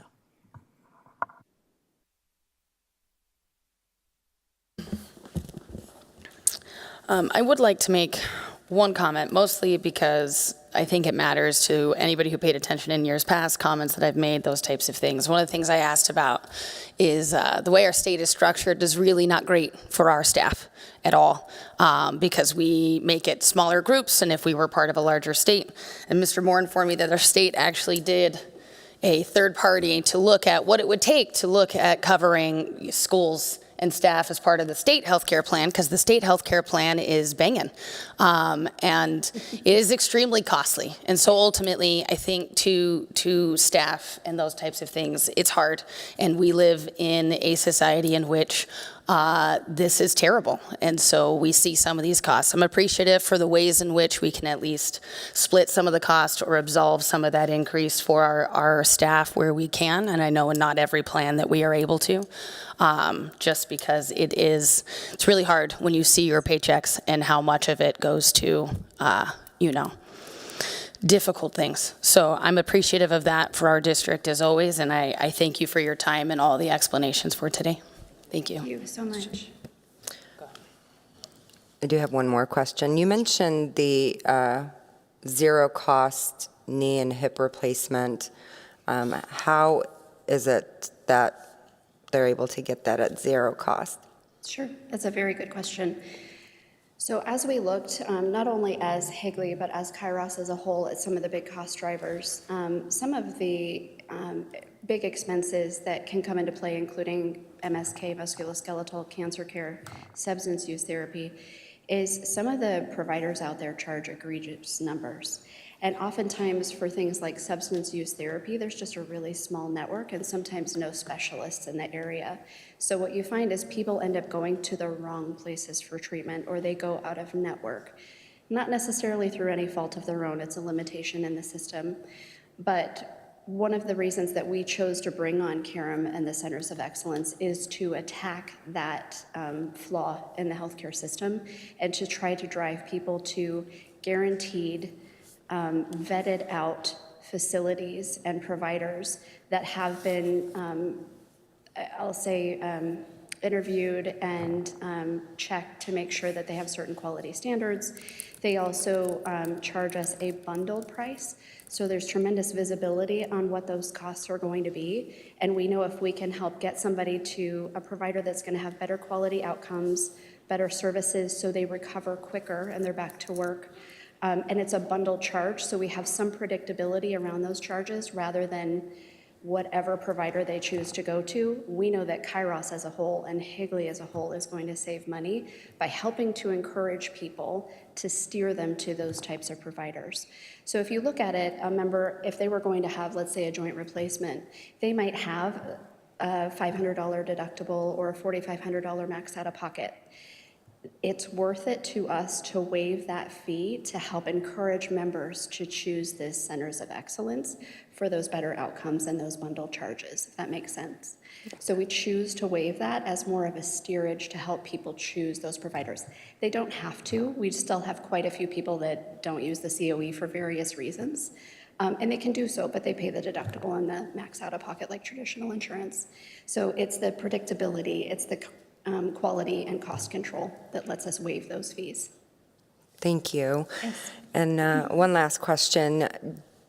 Have you guys had any experience with somebody requiring like an out-of-network exception in a situation where they can't find a provider within the network that provides a certain service? Sure. And actually, because we are self-funded, we have some flexibility to do either a direct contract with a provider that for whatever reason isn't contracted with our network, or a single case agreement. So there have been several times for Kairos as a whole where we've found, I'll use substance use therapy as an example, there just wasn't a specialist in Arizona. So rather than pay the out-of-network fees and the egregious charges, we reached out to that provider and said, would you be interested in doing a single case agreement at a negotiated rate? So we definitely do take that approach. Healthcare can move really fast, and if you're talking about an inpatient treatment, in theory, people get in there really fast. So it requires us to move equally as fast, and sometimes we don't even get notification until after the claim hits. So we try as much as we can, but our healthcare system, I'll echo, is broken, and we're trying to navigate it as best we can, but it continues to morph and change as we go. So we're trying to do the same as much as we can. Thank you. Yeah, it's great to be able to offer that option because a lot of times, I wouldn't say a lot, but there are times where in-network providers just don't cut it, and we need somebody that can help. Thank you. Sure. I have a question about the hybrid physical therapy. Just what it kind of what that entails, like if it's pre or post-op, or if it's just if they can reach out whenever they need, if that makes sense. That's a great question. I'll say that what makes this program so exciting is it's completely flexible. So Aware Health has physical therapists hired. One of the primary ones tied to Higley is Dr. Tanner Conover. And he's very adept at saying, I'm happy to treat you pre, I'm happy to treat you post. If it's post, he's going to ask for medical records and want to make sure that that's in line with your provider's treatment options. So we're not treating somebody that shouldn't be going through PT. But they are actual physical therapists, so they're available pretty much as you need, and they cover a whole host of incidents. So I mentioned some of the big ones like rotator cuff and meniscal tears, but there's things like pelvic floor incontinence for women that have had babies or maybe not even had children, where they can help with that as well. So that's not even a need for maybe surgery or a medical event, but somebody can see, hey, I can do this and I can talk to somebody about that, where maybe they haven't had that opportunity in the past. So it truly is customizable to whatever the member needs. I have not heard them say that they would refuse talking to anybody about anything. I think they would politely decline and say, I think you would be best going here if it was something that wasn't in their scope. Wonderful, thank you. Sure. I have one more, sorry. It's a two-parter, I think. I can talk all night, so you're good. Okay. Well, I don't want to take all night. Okay. If I was, let's just say I was hired in Higley, let's just say a month ago, how hard is it for me to find, just to find out where to go to visit a doctor? And where would I find that? President Wayne, Member Glover. It's very easy. Our website is very accessible to our employees, as well as our benefits manager has onboarding sessions as needed during the school year, but conducts them regularly at the beginning of the school year. And if you were just hired, probably within a week, you're going to meet with the benefits manager, and you are going to get all the information that you need from there, as well as our website, to be able to get your card, get started with a primary care doctor, everything. Okay, thank you. That's great. That's better than where I work. Thank you. You're welcome. I'm not bitter. how often would you say that something, an occasion like this that has happened, well, this is all very personal stuff, that a provider maybe was covered at the beginning of the school year, and then maybe in the middle of the school year, it's no longer covered because of negotiations and things like that, and is that updated? Because I found myself in a situation going to a place that I've always gone to, and I didn't ask, are we still part? They asked me, am I the same health insurance? I made the mistake of not asking them if they're providing the same service to my health provider. That's a challenge in the industry, and in full transparency, you face it with any carrier, any medical plan that you have. The contracts for providers can expire in the middle of the year. They can expire due to terms that we're not privy to. So it does make it, unfortunately, challenging for members to navigate that system. I myself, being somebody in the health insurance industry, I know when I walk in the door, every single time I see a provider, I'm asking, you still contracted with United Healthcare? And you use the word contracted. So this is where the education that the HR team provides. There's certain terms that you can use, but you really do, in this environment, again, somewhat broken, have to advocate for yourself. And I know that's not always possible, and I know still things can happen. It's happened to me. But I do think as much as you can to be advocating for yourself and saying, are you still contracted with my insurance carrier before services are rendered? And that's true on dental and vision as well. So I always highly encourage and try to reinforce that. It doesn't really matter to people until they're in the office or they get the bill. So sometimes there's that sticker shock. If that did happen, we would highly encourage that members reach out to Kairos. So that could be Liz Vesley, the account manager. It could be our nursing team, our participant advocates. We are all adept at calling that provider and saying, no way, you should have told this person before they received services that your contract terminated. And we usually have pretty good success rate negotiating those and putting it back on the provider to reprocess claims. Doesn't always happen, but we certainly try. Sure. Thank you for your time here today. Oh, thank you so much. It's been a pleasure. Have a good night. You too. Thank you. This brings us to item 7.2, first review of the 2025-2026 capital outlay budget. Mr. Moore, this is your time. Thanks, President Wade, members of the board. Tonight I'll be presenting the first review of the capital budget. We just finished up our M&O discussions, and now we are turning our focus to our capital budget. So just a reminder of what capital is and what the capital budget purchases. It's often called district additional assistance. You'll commonly hear the term capital, and that's referring to the proper term district additional assistance. But that capital versus M&O, essentially what capital is able to purchase is athletic or physical tangible things. So items that typically have a useful life of at least 1 year, typically repaired rather than replaced.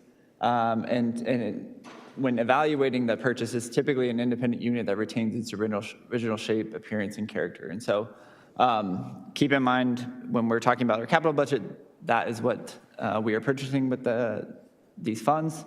And is not salaries and benefits, supplies and services and repairs. So looking at our capital budget highlights, on the left, you'll see we actually will have potentially a capital decrease next year from the state. So in FY25, the legislature enacted a one-time increase of approximately $300,000 to the capital budget. In FY26, right now, there's no indication that the legislature will continue that one-time increase. The increase was put in place from a law that was passed in 22. They just advanced it in 2025, and now they'll pull that back and wait until 2028 to fill that law's obligation of increasing capital by that appropriation amount, which equates to about 4%.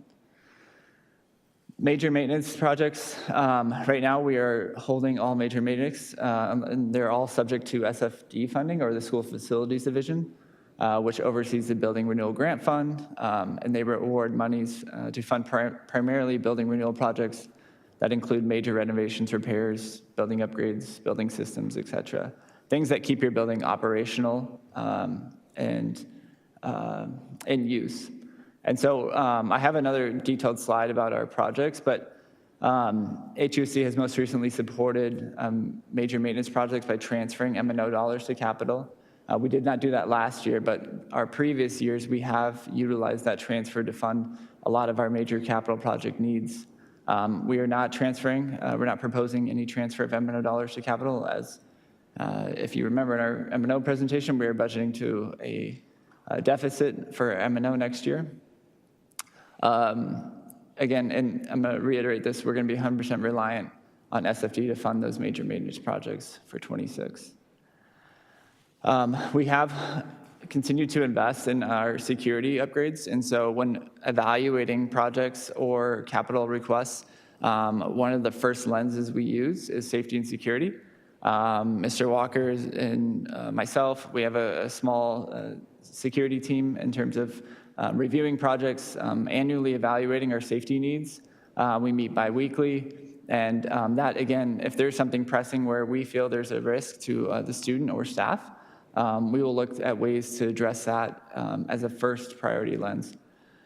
Right now, our priority has been continuing to phase in our security cameras. We are moving into phase 3 for FY26.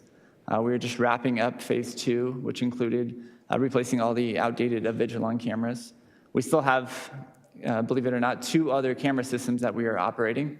In phase 3, we'll look to address that and have us all on one camera system. That creates some operational efficiencies in which we can leverage to better secure our sites and our campuses. So, looking at our capital budget in a graph form, this represents what I'm going to cover in the next slide in a little more detail. But I just wanted to point out a majority of our capital budget is in the categories of maintenance and information in a typical year. You can see maintenance is around 18% and information technology is around 16%.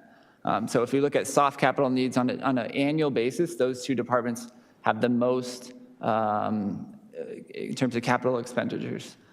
Our middle school lease, that's unique to us. The board is not, I've talked about this multiple times, so that represents 22% of our capital budget. But if you remember, we transfer M&O dollars to cover that capital piece, so it's pretty much a wash in the grand scheme of things. Educational services, that fluctuates on the adoption cycle, and I'll go into more detail. We are budgeting in FY26 for an adoption, which is why that educational service piece of the pie is slightly larger than it would be in years without an adoption. You have contingency, about 18%. The schools budget is just under 5%. I'll talk about that's a funding formula in which we provide the schools some soft capital to allow principals some discretion to purchase items that they see fit for their campus. And then less than 1%, we have district-wide, finance, warehouse, print shop, and then transportation, all less than 1% of the total capital budget. So I'll go into a little more detail on this slide. So this is our capital budget. There's 2 slides to this, but how you read this is from left to right. Well, left is our categories in terms of capital categories. To the right of that, that's our FY26 budget. That's our budget number that we are reviewing tonight. To the right of that is our prior year budget number. And then I'd put a difference column. And then on the far right, we have adjacent ways. And the only number you'll see in that adjacent ways category is that district-wide. I will note on adjacent ways, we are continuing to work and hold that money for the Williamsville traffic flow improvements to the student parking lot. We have made headway with the town of Gilbert, and they have emailed confirmation that they are entertaining putting a light by the pool. And so that would be a new traffic light. And right now we are just surveying the student traffic flow and meeting some of the asks from the town of Gilbert to continue to pursue that traffic improvement, which we feel will bring a lot more safety to that campus in terms of parent-student drop-off as well as student parking. So moving kind of down the list, or I'll start back at the district-wide and talk about capital first. So 18,000. So that represents our PR department, HR department. What else is in there? There's not much in there. I think, superintendent has a small capital budget. So that was reduced by 48,000 going into next year. Our building lease, that is our lease payment, that has not changed, 3.5 million. Moving to the Educational Service Department, research and assessment, that is Marcus's team. We had a slight increase in that. That majority of that cost is our Synergy platform, but we also moved to an annualized subscription model for our online software, which is Florida Virtual. That will provide us basically a hard number of what we will be paying for, and we can add basically unlimited licenses, but we have a hard budget number for that. And so in years past, we were utilizing a per license approach, and we saw a lot of fluctuation in budget with that. And so moving to a annualized model allows us that flexibility, and also gives me some peace of mind knowing that we are not going to increase from this number. So our textbook adoption, as I mentioned, that is, we are currently operating on a 5-year cycle. We have postponed social studies. We did budget for that last year, which is why you see a number in that prior year category. But after further evaluation, we have put that on hold. But next in the cycle is ELA, and so we are preparing for a K-12 ELA adoption for FY26, and I know we have already kick-started with some meetings with that. As you know, that is an extensive process, and so that will take place majority in 26, and we'll look to implement that new curriculum material in FY27. Instructional aids supplemental curriculum, we were able to reduce that by $130,000. This provides curriculum for our alternative programs in terms of, for example, DLI, our traditional education programs that we offer that are not in our adopted material. And so that is that line. Moving to IT, our student technology, we are operating on a replacement cycle for our Lenovo's, our student devices. The 1.3 million represents replacement for our incoming freshman class for both high schools. And so we utilize that transition period when they come into high school to provide them a new device, and then they will take that device through the life of their high school career. So a Lenovo device, the student laptops typically have a useful life of about 3 to 5 years. And I would say a high school use of life about 2 years, the way they treat their laptops. But we were able to, that is what that 1.3 million is funding, is that new phase for high school students in the freshman class to get a new student laptop. The district-wide network/device refresh, there is $0 budgeted to that. We have talked to IT, and we're looking to support any capital needs from there with internal fixes or leveraging spare parts and to make things work.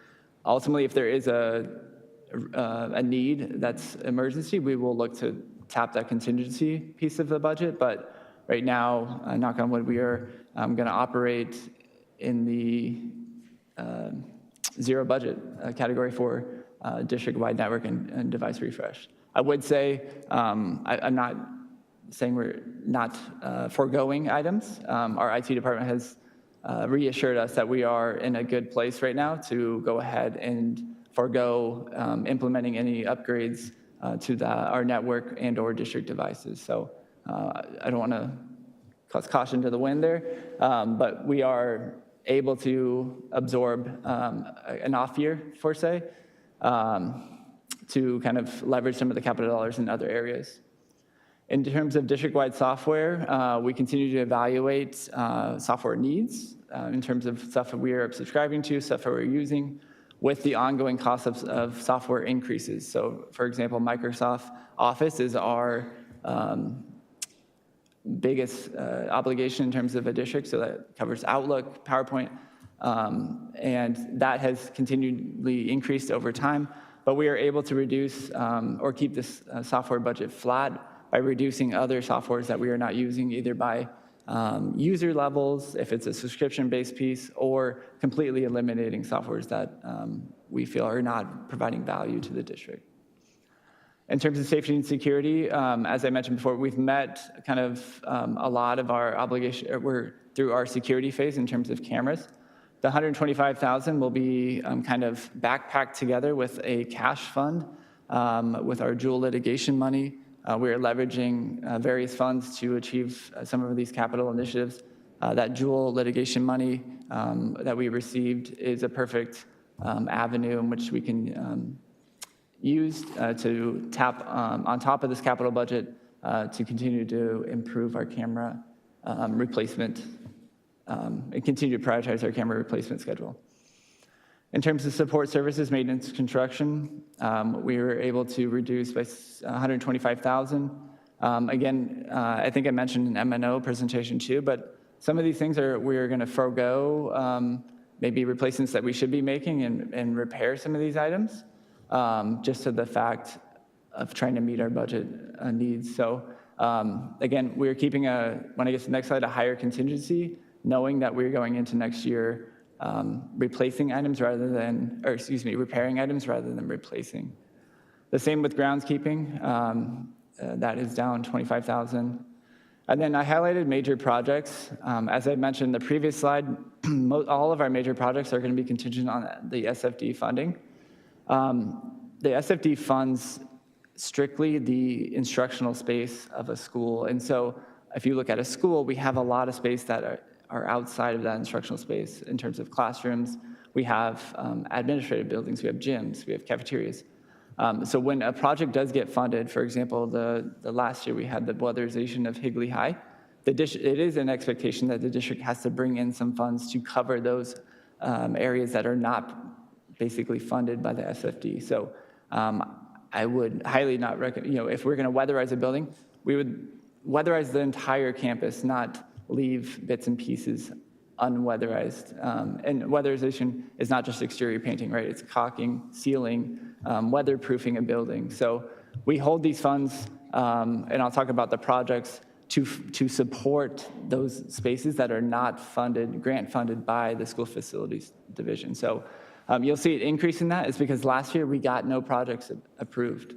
We are still in that waiting phase for some of these projects that we have had in place for several years. So,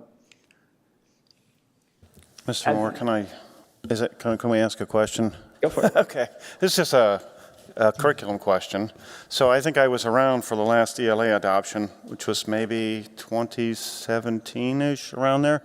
And you said you guys are going to bypass social studies. When was the last social studies adoption? Or can you talk about, I see your face is getting angry. Why?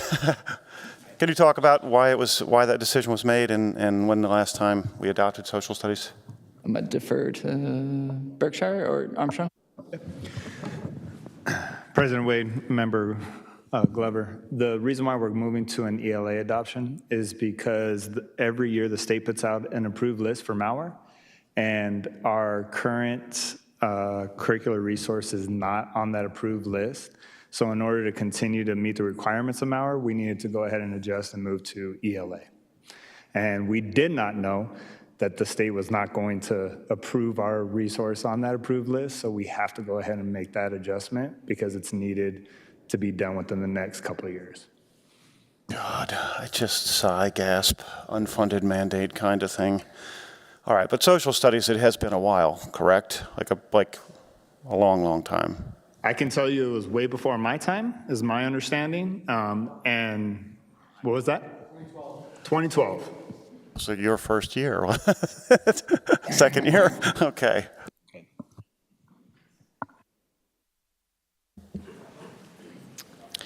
On the second half of this capital budget, we have a few more categories, and so looking at transportation, we are adding a budget this year for equipment. Mainly we have Mr. Crosby, our transportation director, has identified a couple buses we can extend the useful life of by replacing the engines. We have some very skilled mechanics, and so purchasing an engine, we can basically extend the useful life of that vehicle for another 10, 15 years, depending on the state of the interior and the exterior. But we are prioritizing some of those options for next year in transportation. Schools, as I mentioned previously, this is a formula-based allocation. So the furnitures, fixtures, and equipment, again, it provides those site administrators some allocation in terms of capital budget to provide, to purchase items that they see fit for their campus. That is at $45 per student. We use a 100-day ADM, and so as our ADM has decreased, that formula-based calculation has decreased appropriately. In terms of athletic equipment and instruments, we have maintained those levels of support. And so with the athletic equipment, with athletics being mainly at the high school and middle school, that split is $40,000 per high school and did my math wrong, per middle school. With instruments, we have a 5-year replacement schedule, and so we've been consistently working on fulfilling that replacement schedule with that appropriation of $100,000. So that is K-12. In terms of capital projects, that was a previously budgeted item last year. In order to balance our budget in terms of capital budget, we had to pull that back. That was an opportunity for site administrators to request up to district administration capital projects that exceed their site allocation. But through this process, that was an area in which we feel we were able to cut. In terms of financial services, finance warehouse print shop, the $20,000 supports some of the print shop software that we have in place. And contingency for 2027, we are proposing increasing that by $1 million. Just by some of the things I mentioned. We are looking at repairing items rather than replacing, and so it's prudent to have a higher contingency in case some of those items do fail, that we have that contingency in place to actually replace those upon failure. So that gives us a total capital budget of $15.85 million, That is approximately a $500,000 increase from last year. But again, a majority of that increase is because we are holding the major projects budget for those schools that we have in the grant funding application phase. And I have another slide to cover that. So how you calculate our capital budget. So we transfer the $3.5 million for our lease. We take our formulated capital budget from the state, which will be about $6.8 million. And then we are anticipating carrying forward from this year $5.5 million, and that's how you get $15.8 million. So I do want to touch on those SFB projects in terms of the School Facilities Division and where those stand. So we have the SFD, again, has a program called the Building Renewal Grant Program, and this is an example of some of the indicators that I have that I'll share on the next slide for all our projects. So weatherization is one example of a project, but the BRG program funds a lot of other things that don't meet essentially what they call the MAG, the minimum adequacy guidelines that the state sets. So those are the minimum guidelines that they set to operate a building. So for example, for an HVAC unit to meet the minimum guidelines, it has to produce a cooling temperature of at least 68 degrees and hold that temperature. So for weatherization, they measure basically the amount of efficiency that the building has. And so when it doesn't meet those efficiencies in terms of holding air, leaking air out underneath doors, underneath through window seals, then it fails those tests, and then we can submit that application. So when we do an assessment, the SFD requires us to go through a third party. They conduct that assessment at the site. We submit that assessment indicating the deficiencies to the School Facilities Division. Once the School Facilities Division approves that, they've also confirmed that you have failed these deficiencies. They move that into the next phase, which is design. By design, they do require, again, a third party to come and provide basically specs on how we're going to bring our building or bring that unit up to those minimum adequacy guidelines. So that is what that design phase is. Once you're 100% through design, we have several meetings with our liaison at the state. They will approve that design and move us to basically a funding holding stage. And so funding stage is waiting on the SFD to basically fund these applications. They have a prioritization process. They award on a biannual timeline, and they have objective criteria and data. And so rural districts have a higher weight than metro districts in terms of Maricopa County. And so we often, as a Maricopa district, get lower weighted in a lot of these application phases. And so you'll see some of these applications go years without approval just because of the level of funding that the SFD receives from the state doesn't meet the number of needs that this building grant program has in place. So looking at our district as a whole, we have four applications waiting for funding. So that includes Sossaman's weatherization, HTA's weatherization, Power Ranch's roofing. We have an intercom at Higley High. In the design phase, we have Cooley, Chaparral, and then approved assessments. We have Gateway and Bridges in terms of weatherization, and then we are starting Power Ranch in terms of weatherization. So this is approximately $5 million in building renewal grants that we are pursuing in terms of applications. And so trying to leverage the state's funds as much as possible with no bond dollars and no other capital means to support these projects. So the major maintenance project, again, the $2.1 million will support the non-funded piece of these projects. And so, like I said, there is a portion of these projects that will be requirements for the district to fund. So with that, at the next meeting, I hope to bring back a tentative approval of this capital budget.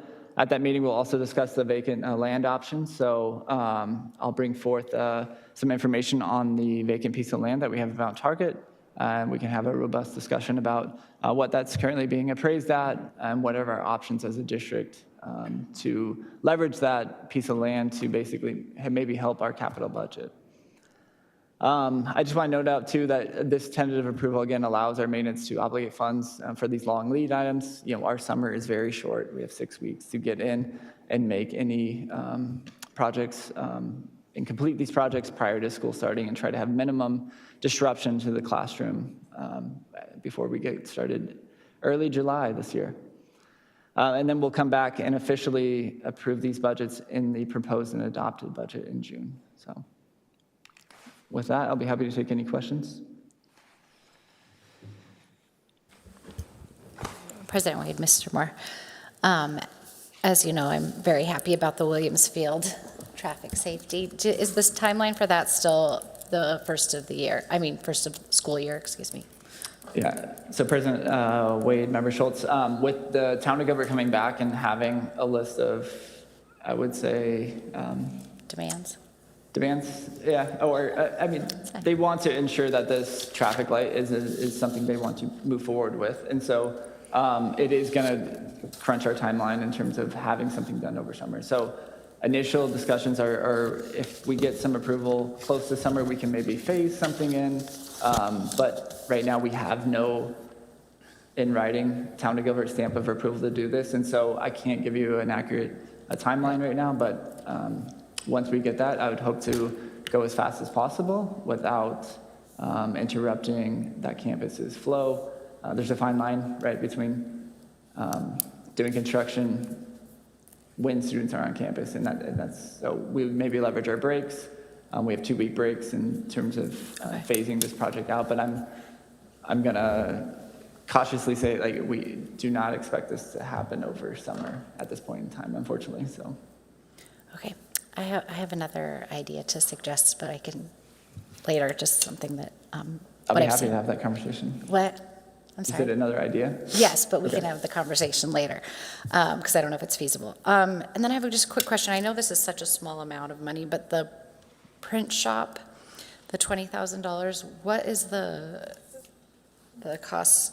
The finance, print shop, and warehouse are all in the same thing. Yeah. So there's software that we need to run the print shop. It runs essentially those copiers in that print shop run a different software. Finance also has a software that's our POS system, or InTouch is how you pay your fees for classes and your tax credit.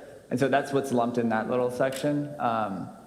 The print shop does self-support in terms of the operational demands, That's in terms of the staff in there, but we do cover these capital needs. So, Does the print shop make, like, what are their funds from the outside sources as far as can I see that those numbers or?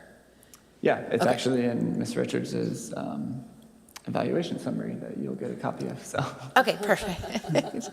as alternative revenue sources that we've brought into the district. And so, Perfect, yeah, I just wanted to see it and how that's improved or over the years of being able to use that. Yeah, we're, Okay. we're close to 60,000 year to date. Okay. And we do have 2 members in there in that staff, and so it covers the personnel costs for that, to run that. So, Okay, thank you. Mr. Moore, do we get any revenue from the print shop as far as from outside of our district? Do we have any other districts utilizing? yeah, President Wade, member Van Hook, we have an IGA that the board approved with Chandler. We have an agreement with Queen Creek. Gilbert Public Schools also utilizes us. So we do leverage, or other districts use us because we do offer services that they do not. And that is included in that $60,000 that I mentioned in terms of revenue that we've received year to date. So, Great, thank you. And then, Mr. Armstrong, you mentioned the state didn't approve what related to textbooks? Yeah, so every year the state evaluates what they approve for schools or school districts to use regarding their curricular resource in the K-3, K-6 setting to help with Move On when reading. And this summer, I want to say it was late July, August timeframe, they went ahead and provided all of us with information regarding what is approved and what is not approved, and our current resource that we're using is on that non-approved list. So we have to go ahead and find a resource on their approved list to go ahead and meet the requirements for Move On and Read. And before we select resources, what is the, I guess, the process? Why wouldn't we use one that is approved versus selecting one and then finding out that it's not approved? Do they have like a approved list that we would select from? So they have an approved list, and Marcus can go ahead and jump in. They have an approved list, but we also have to follow our process and go through the RFP to go ahead and meet that requirement. And then we hope that whatever the outcome is they continue to approve that resource that we select. See. Okay, thank you. So, Board Member Van Hook, the resource that we're currently using was adopted in 2016-17. So the state's requirements have changed, if that makes sense. Got it. Thank you. And just to make a clarification, they don't review those curricular resources on a yearly basis. They review them every 3 to 5 years or so. It just happened to be that this past summer, they completed a review of what they call Tier 1 curricular resources for that K-3 Move On when reading requirement. And they are looking specifically, are there studies that have been done in terms of effectiveness of improving student academic outcomes? And our particular resource hasn't had a recent study done to look at that effectiveness and has declined to do a study, which is why they've been removed from the list. And so moving forward with the adoption process, one of the requirements that we will ensure as part of the RFP would be a requirement that the resource has been approved for the Move On when reading requirements by the state of Arizona. Thank you. And then, Mr. Moore, you mentioned the athletic equipment. How much was it per school that was being allocated? So of the 100,000, 40,000 goes to each of the high schools, and then each of the middle schools has a $10,000 budget. 20, right? 10. So it's 40, 40, 10, and 10, which is where we get our Got 100. it. Thank you. That's all I have. Do we have any other questions or comments? All right, this takes us to item 7.3, a review of fiscal year 2024 classroom spending report. Mr. Moore, this is still you. thank you, President Wade, members of the board. I am going to present a PDF, and so I'm going to work with IT to help me scroll through this.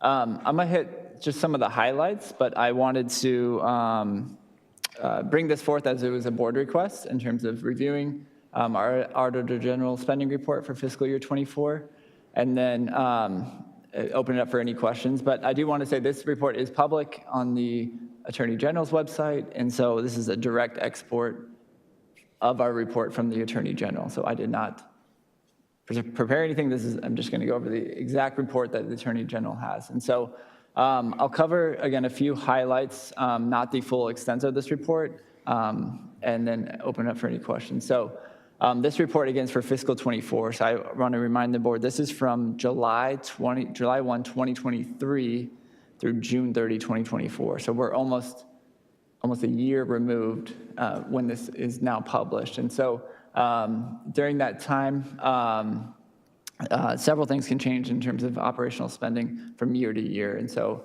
I'll highlight some of those throughout this report. Some of the obvious ones in this were obviously County and Maricopa. Our operational peer groups, in terms of the district spending operational areas, I just want to point out, they change when they compare us to transportation with state testing. And so those peer groups are not the same throughout this report. You have to really look at what they're comparing and look at the peer group for that comparison. So that can be misconstrued when reviewing this report and not understanding the different peer group comparisons through each category. So our operational peer group 2 for the spending category is really for like size. So like Queen Creek's in our group, Marana, some of these schools in that 12,000, 12,500, and up to, I think, 14,000 student enrollment number. So looking at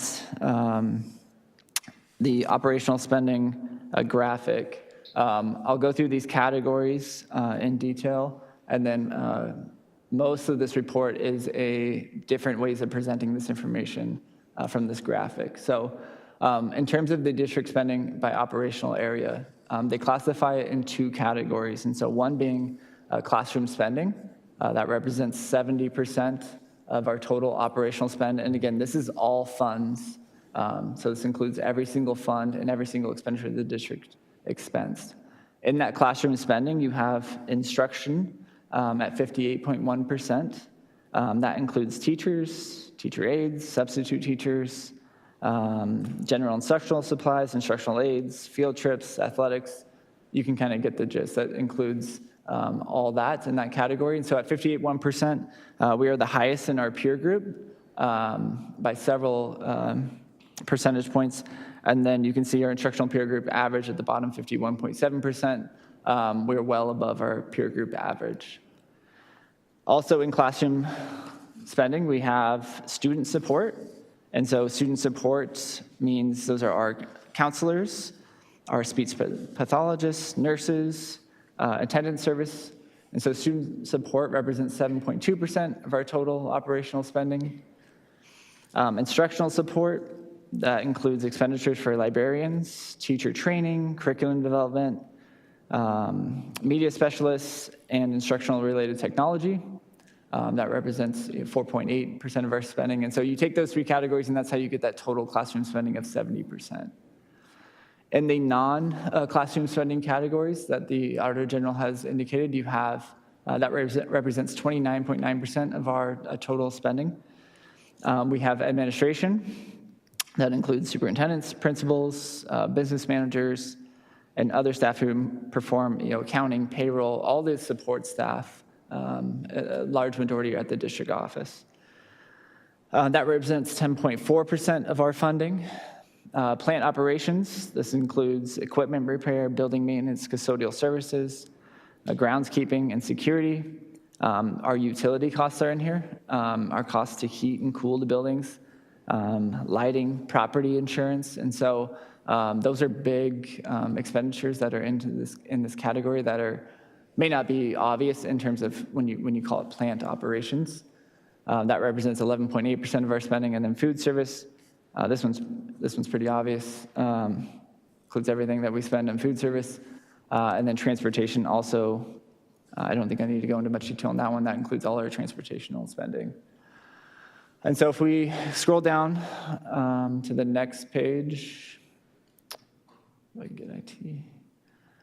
Again, as I mentioned, throughout this report now, it just goes through ways to compare spending to previous years. and comparing those different categories. And so in some of our highest years, in 2025, our instructional spending was up to 65%. This current year, we're at 58%. And you can see that's a 2%, about 2% decrease from 23. If you scroll down to the next page, keep going. They start to compare spending on a 5-year comparison. You can also toggle this to compare it on a yearly average. But looking at across this graph on a 5-year comparison in terms of the categories, so the total change in classroom spending is less than 0.1%, with instructional spending being down negative 1.7 and student support increasing 1.6. Those kind of bounce off. Change in non-classroom spending over the last 5 years is a 0.1%, administration down 1.8%, and plant operations. So those are, again, our utility costs, our reinsurance, those continue to increase over those years. If we go to the next page, we have a 1-year comparison. Again, this is comparison from 23 to 24. We see a change in instructional spending of 2.6%. As I mentioned previously, this is a snapshot in time of this fiscal year. In 2023, we did have a large textbook adoption. Textbook adoptions are classified in terms of expenditures in the instructional category. And so anytime you bring an expense into that magnitude in terms of $2 million, you'll see fluctuations of instructional spending from year to year. We don't do an adoption every year. We don't have the funds to do that. But that is one of the main drivers in that instructional spending percentage decreasing. When you take that $2 million out of the piece of the pie, you will see that swing any one of these percentages. You'll see a little variation throughout the rest of the categories. If you go to the next slide, or next page, excuse me. Again, like I mentioned, the report just continues to do different comparisons from prior year to this year and shows these comparisons in different methods. And so this is per student spending by area. And you can see each category listed, prior year and current year, and then the 1-year change over time. And then you have total student spending at the bottom. If you go to the next slide, or next page. This is comparing the district spending to our peer average. And you can see how pretty much we've continued to allude that we do more with less. Comparing to our peers, our peer total student spending is about $14,500. Whereas our total average spending per student is $12,791. So about 1,700 difference to our peer group average in terms of what we spend in each one of the categories. I do want to point out on other, that was a category that you may be wondering, like, why is that increasing? Other is the non-operational spending, primarily consisting of adult education, community service programs, and civic activities. And so we've continued to do a lot with our community education program and in terms of our civic activities with rentals and stuff in those fashions. So that is why you see that swing. Our community education, that's just basically kudos to our community education program. The more revenue we bring in, the more expenses we'll have in that category. If you go to the next page. This is, again, a comparison to the statewide average, continuing to showcase really how we do more with less. Our statewide peers, in terms of other Arizona school districts, have a total per student spending of about $15,300, whereas, again, we're operating at $12,700, which is a difference about $2,500 per student. It's a pretty significant difference there. If you go to the next page. Keep going. So we look at operational efficiencies. I want to keep going down to average teacher salary. So this is a description on how they monitor teacher salary and the definitions. But if we go down to the graph, so the next page. Keep going. I'm going to go right to the graph, which is a better visualization of all that verbiage that was just on the previous pages. So this is the district teacher average compared to state average. And you can see over the course of the last, 8 years, our continued investment into teacher salaries. And so we've continued to leverage our district resources in terms of, you can see the amount on the, if you look at a particular bar graph, you can see the dark highlighted amount. That is the amount from Classroom Site Fund. And so we continue to push those funds to teachers and increase the amount of money that we have in our Classroom Site Fund plan. And then in addition, the other amount from other funds, we continue to leverage our funds and our district resources to raise our average teacher salary. And so this isn't a starting teacher salary, but this is a culmination of all our teachers and their average teacher pay. If we go to the next page, the reason also we continue to increase is because of we go back up, I think we missed right here, this one, is we continue to have good retention numbers. And so I really like this chart here that shows the district average teacher salary and other teacher measures since 2017. So if we just look at fiscal year 24 and read left to right, you'll see the fiscal year, the district average teacher salary. You'll see the average teacher salary of teachers in their first year. And again, this will be fixed next year. This is a coding issue on our part. They introduced new codes to track this, and they did not make them required this year, so we did not choose to do that because we were right in the middle of the year. Next year, they were required to implement, and we'll have that information a little more accurately reported. But the main point of emphasis here is our average years of experience of teacher. And so from 2017 to 2024, you can see that increase about 1.5 years. And that is a token to really what we're doing here as a district and valuing teachers and staff.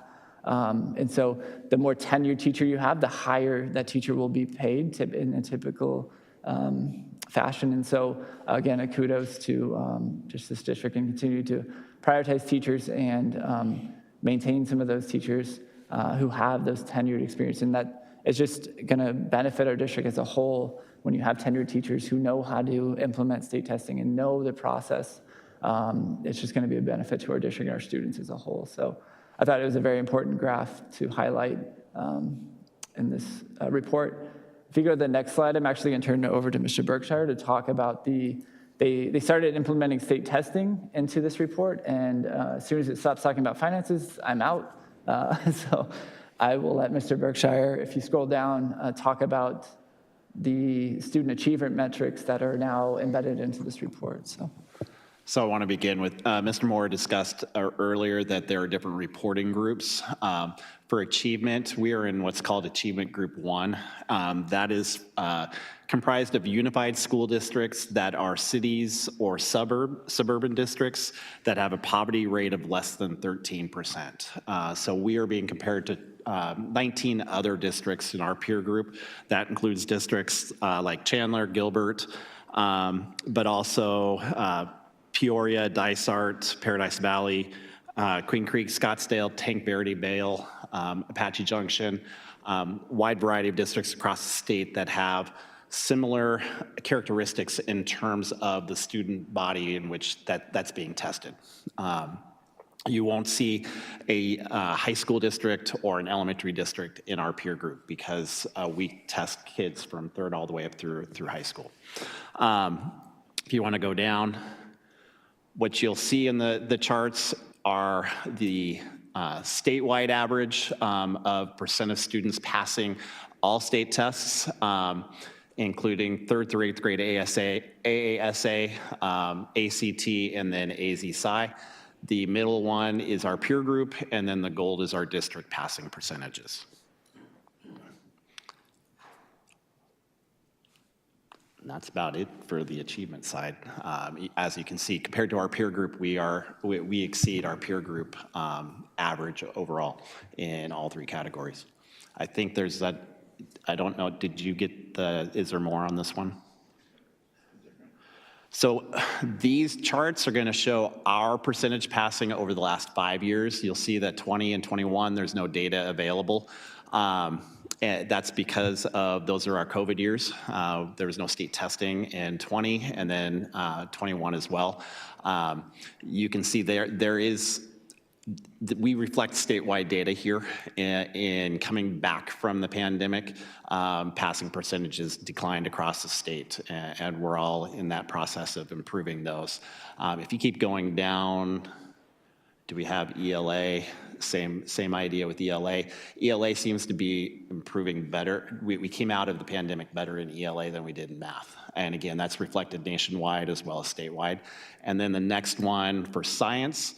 Here, the major difference here is in 2019, we were still administering what was called AIMS Science. AIMS Science was based on the old science standards. We updated the science standards in 18. The new science test was supposed to be in effect in, I believe, 21. 2020 was supposed to be the field test. None of that happened. Actually, I think we did the field test and then we all shut down. So in 22, you have the new test, which is AZ-Sci. They are very different tests. I was part of the group that set the cut scores for those tests. And when we looked at what the results would be, we all nodded our heads and said, this makes sense, because the shift in instruction that needs to happen in order to meet the new state standards is dramatic. Prior state standards were a lot of fact memorization. The AIMS test was really a test of reading comprehension. I could predict how a student was going to do on AIMS science based on how their reading test scores. With the AZ-Sci, we're now teaching around phenomena. So we're asking students to look at charts and graphs and tables and make decisions based on what they see, and they have to be able to explain those, and they're doing that through multiple different types of test items.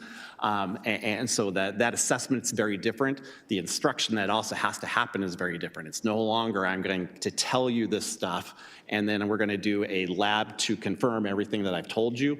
Now it's much more, here's some base information. I want you to do a lab to inquire and ask questions and look, and then let's talk about what you're seeing and what's that phenomena telling us about science overall. And so those shifts in instruction are happening, but again, the assessment results are going to be lagging that a little bit as well. So that's what you're seeing with the science.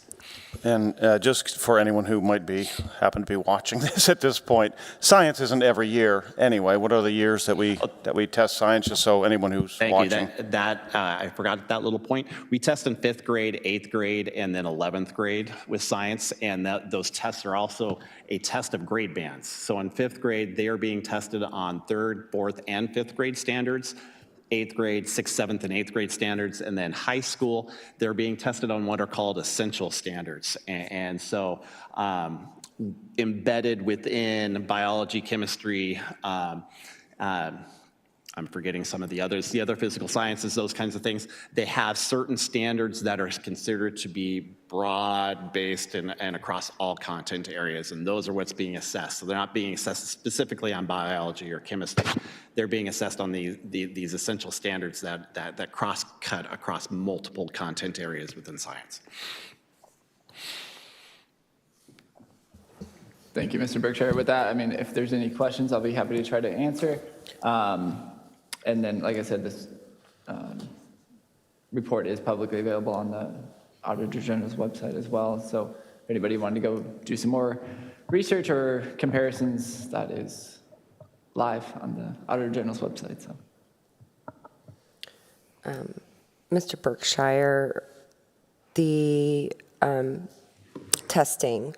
So are we teaching to test, or are we teaching to ensure that the students actually have the knowledge of science versus just the knowledge required to pass the tests?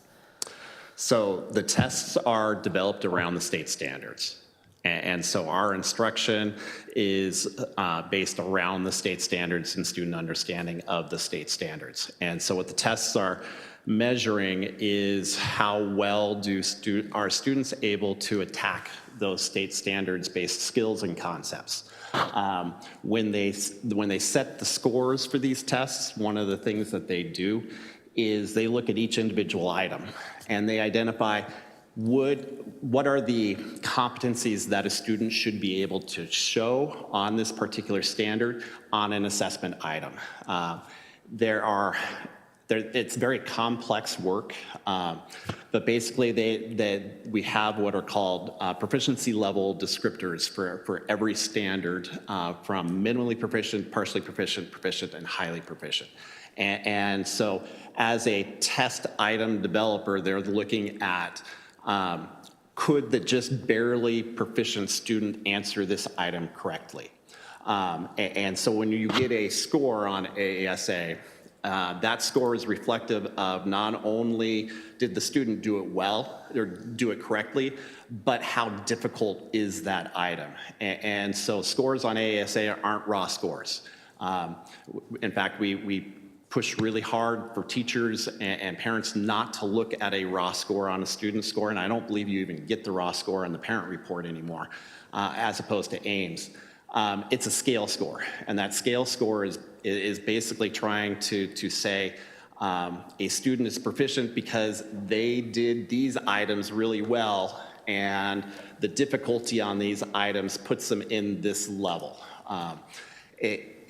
So in terms of instruction, we are teaching those state standards. We assess around understanding of those state standards. That's one of the reasons why we went out a few years ago and updated our assessment platform from Galileo to the DNA platform, is the items within that platform more accurately reflect what students need to be able to do to show mastery of those standards, of our new state standards. But that's a lot, there's a lot of work that goes into understanding that.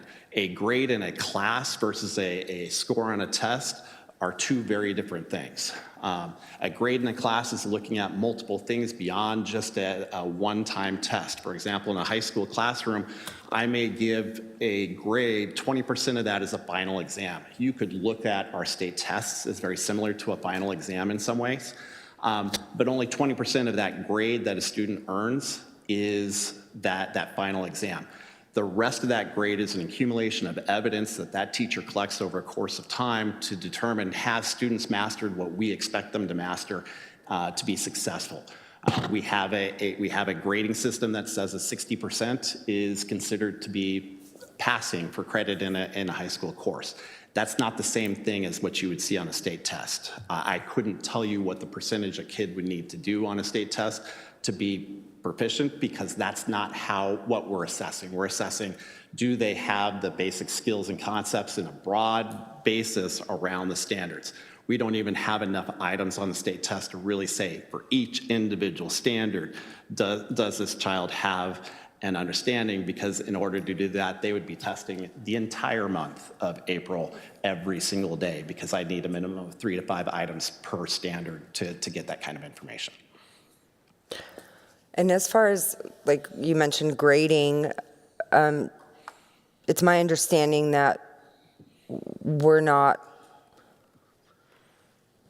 allowing kids to go below 50%.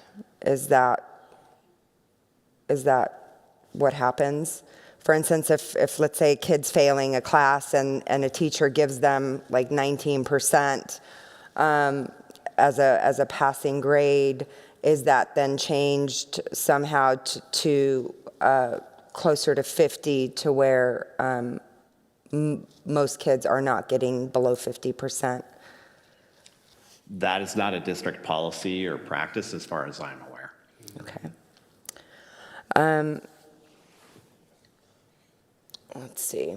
And as far as comparing ourselves, I get that it's important to compare ourselves to other districts and our peer groups, but I think the most important thing is comparing ourselves to ourselves, and looking at what our numbers look like year over year. And I understand the testing has changed, but to see how the level we were at in 2019, especially the science proficiency rate, to where we are today, it's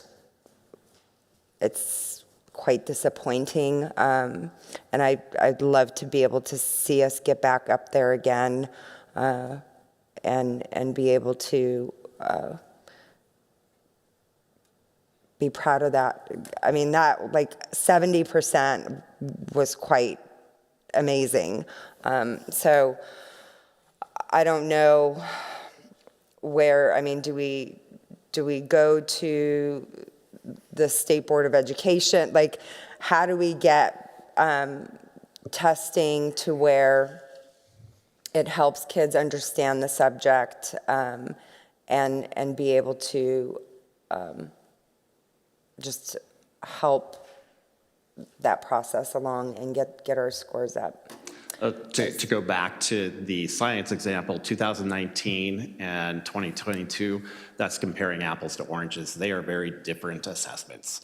Again, students were passing, the kinds of questions that were asked on AIM Science is, can you name the phases of the moon?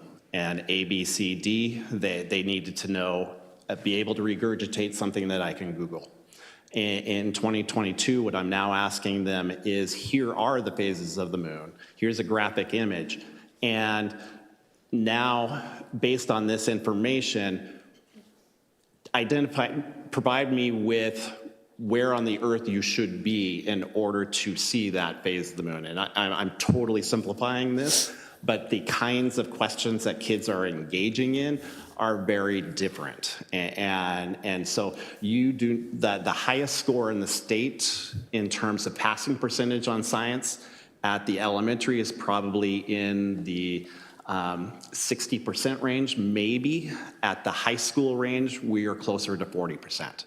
And again, that's because kids by the time at high school that started taking this test had been engaged in science instruction that didn't prepare them necessarily for these kinds of items.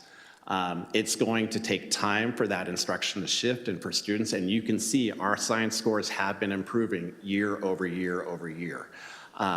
And so we are moving in that direction, but again, our kids need to have that opportunity to be engaged in that kind of learning. And there is, to some extent, also learn how to answer these types of items. The same thing happened when AZ Merit came in. The shift between AIMS and AZ Merit, we saw a huge decline in student performance. One of those main causes was because students were being asked to answer multiple choice questions in AIMS that were very much reading comprehension type of questions, even on math. To AZ Merit, where they are now being asked to read a passage.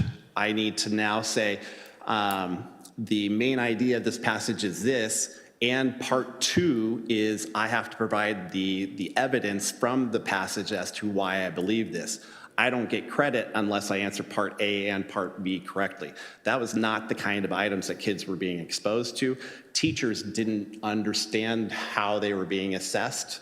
And so in some ways, the instruction follows the assessment. In some ways, as you were saying, we are teaching to the test, but what we are teaching is kids to have the understanding, the depth of knowledge to be able to answer complex questions and provide us that evidence of learning that they weren't before. We all know statistics, multiple choice tests.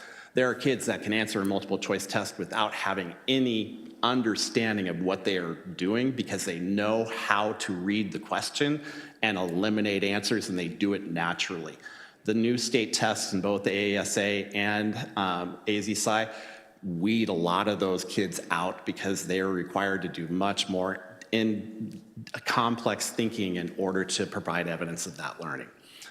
So I believe we're moving in that direction. I can attest that I'm having regular conversations with site leadership and teachers around standards.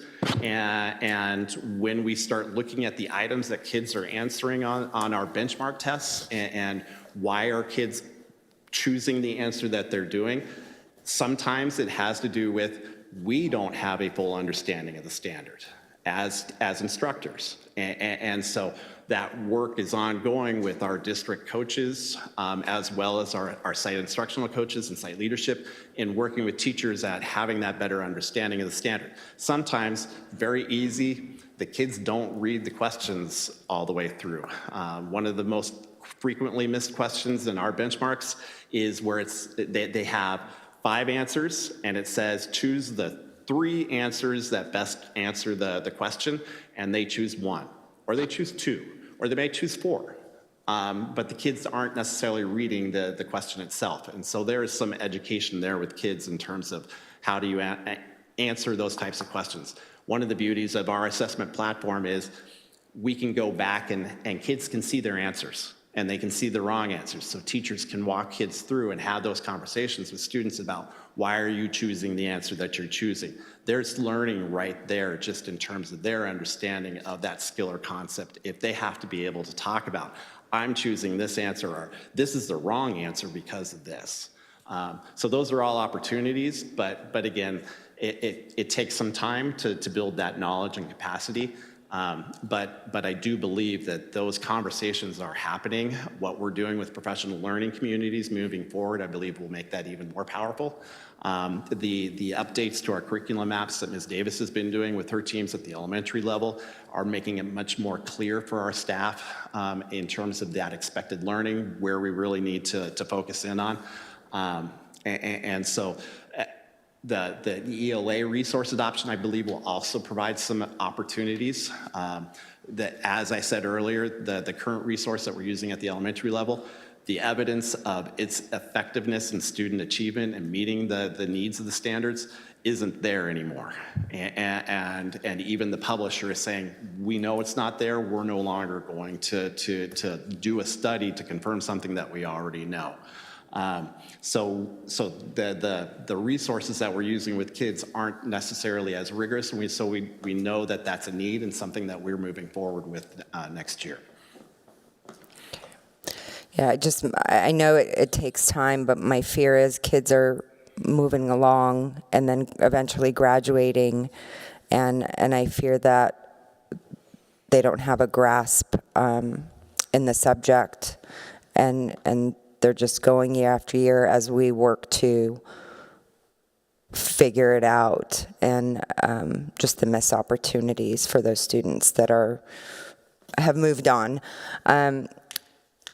And then just as far as the spending in the classroom is concerned, I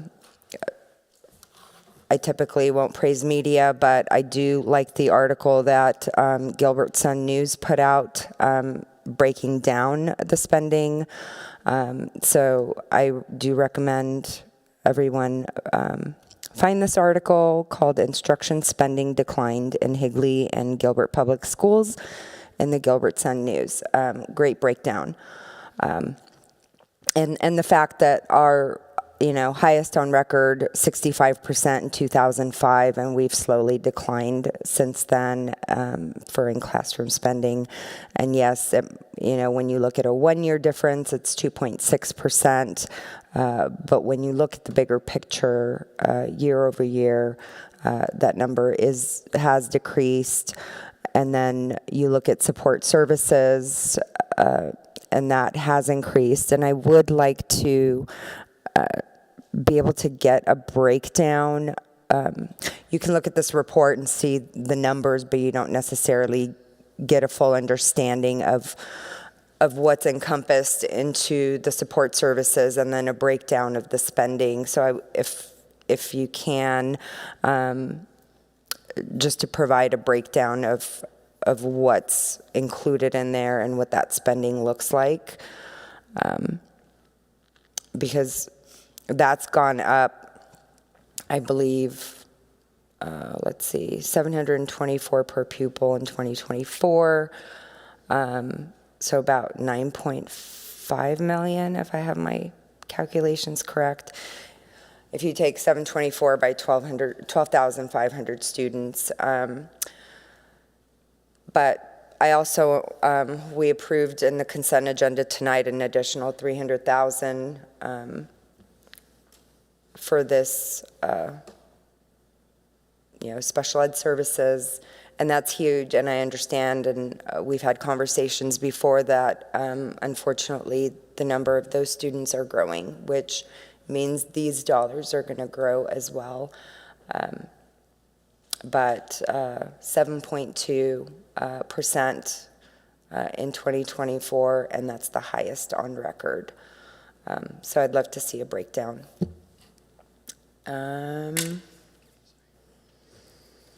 That's all I have. Thank you.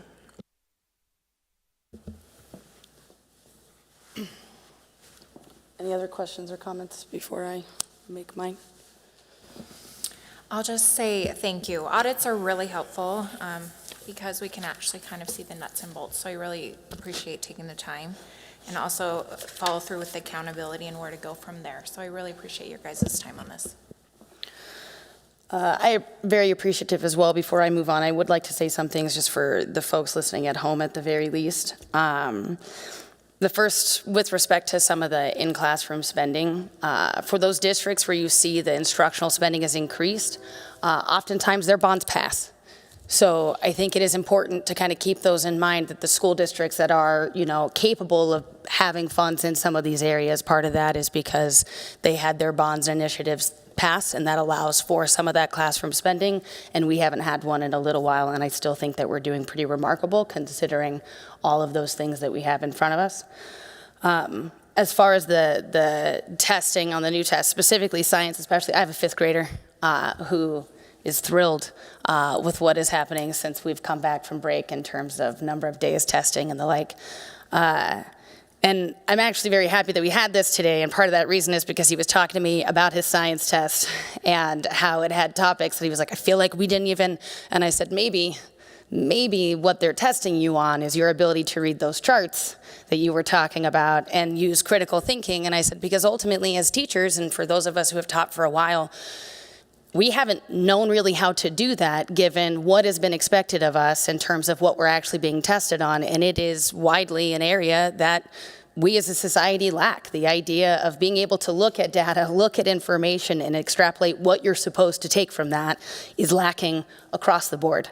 And so I'm grateful that we have our tests that are figuring out ways to do that, much in the same way that we had pushback when it came to Common Core math and the number of people who were complaining about how that math is taught. And all this has done is make individuals who are not math oriented better at math, because it teaches them how to do things that those of us that are good at math do automatically, like chunking.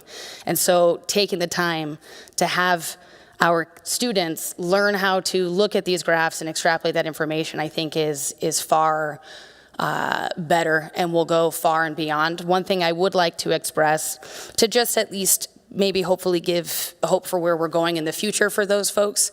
If you see that when we started the new test, we were at 37%, which I agree is not great, but I can understand it's a shock to get hit with something that you're not necessarily prepared for.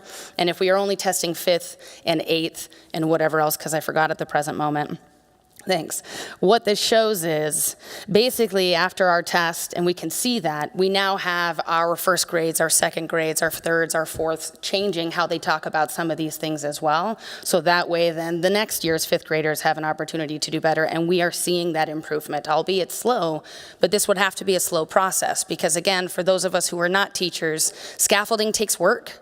It takes me going through this process to go, oh, that was less successful than I intended it to be, and gives me opportunity to learn how to be better at this. So I am grateful. It shows that our teachers are responding quite quickly to some of these new changes and how we are working with that. And so to all of those teachers having to deal with that, I do not envy you whatsoever, but I'm very appreciative of your hard work. So thank you. This brings us to action. Oh, were you going to say something? I was just going to say, I believe Queen Creek had their override pass this last election. Yes, they did. And their in-classroom spending has actually decreased year over year. So this would be this is a year and a half ago, so it'd be interesting to see what their future would be for that. Right, but even prior to that, I think that they had their, in 22, I don't remember if they had their, in 22 it passed or not. I think their bond passed, not in 22. I don't know. Anyway, but yeah, so even their in-classroom spending is down too. It didn't pass until this year. Yeah, it did not. This brings us to action items. We are at 8.1, approval of policy GCB, professional staff contracts and compensation, second read. Any questions or comments before I motion? I do have a question. So at the last meeting, it was stated that this doesn't change the authority of the board to be able to approve. But the last sentence on this policy, it says, the governing board reserves the right to act on a request for waiver of liquidated damages for a reason other than as stated above. So if other than, so we can approve other than the items above? I don't know if that verbiage needs to change or. There could be incidents where it would come to the board for your approval if it doesn't fit under the categories of what the superintendent is allowed to approve. Sorry, say that again. So it could come to the board, like we currently do, for other reasons that aren't listed there, because the superintendent would only have delegation over or power over waiving this or not in the cases that are listed above. If there is some other reason, I would bring that to the board and allow them to make the decision. It doesn't give the superintendent all power. It just gives the superintendent power for that. Or we could remove it, but it still gives the board some authority over this. Right, so currently, retirements and, hold on, let me find it here. So if they leave for medical reasons or if they relocate, those are listed on the liquidated damages. That is correct. So, but now with this verbiage, it says the governing board reserves the right to act on request for waiver other than stated above. So are we saying that we will no longer see relocations? We will no longer see resignations due to medical? Add that to the information that's shared with you. It just doesn't have to be waived by the board. Those don't have to be waived by the board. They can be waived by the superintendent. But that information could still be shared in the same format we share it now with the board or in status. We could also share that in status as well. You're going to still see the resignations on the board agenda under the personnel action items. You will always see those, who is resigning, who is terminated, things of that nature. Absolutely. But we could add a code to it. We could add it in status. We could add it wherever you want, what the superintendent has decided to do. They just wouldn't be listed any longer on the liquidated damages that we approve. Correct. That's absolutely absurd. Okay, go ahead. Well, just in the old language, and I'm familiar with a couple of instances that have come up this year, which is why I brought this to the forefront here. In the past, I think some of the language was interpreted by administration and another school district as well. It said something like uncontrollable circumstances may include but are not limited to. And I think the superintendent I previously worked with interpreted that a little differently, and this superintendency wanted a little bit more clarity, which is fine, as to when there are situations where, both parties, admins and staff, something has happened. Nothing criminal, that's where mandatory reporters, all of that, so that's not what we're talking about here. But there sometimes comes a time when it's better when two parties part ways, and when the superintendency can say, look, this isn't really working for us. we should part ways, and we're not going to also kick you while you're down and charge these liquidated damages. I think that is all the authority that I was sort of looking for the superintendent to make those decisions with their admin team and in consultation with the staff to be able to do that. If anybody has any other questions about that, that was my perspective. Right, so why did we add all the other stuff to it if that was the whole intention?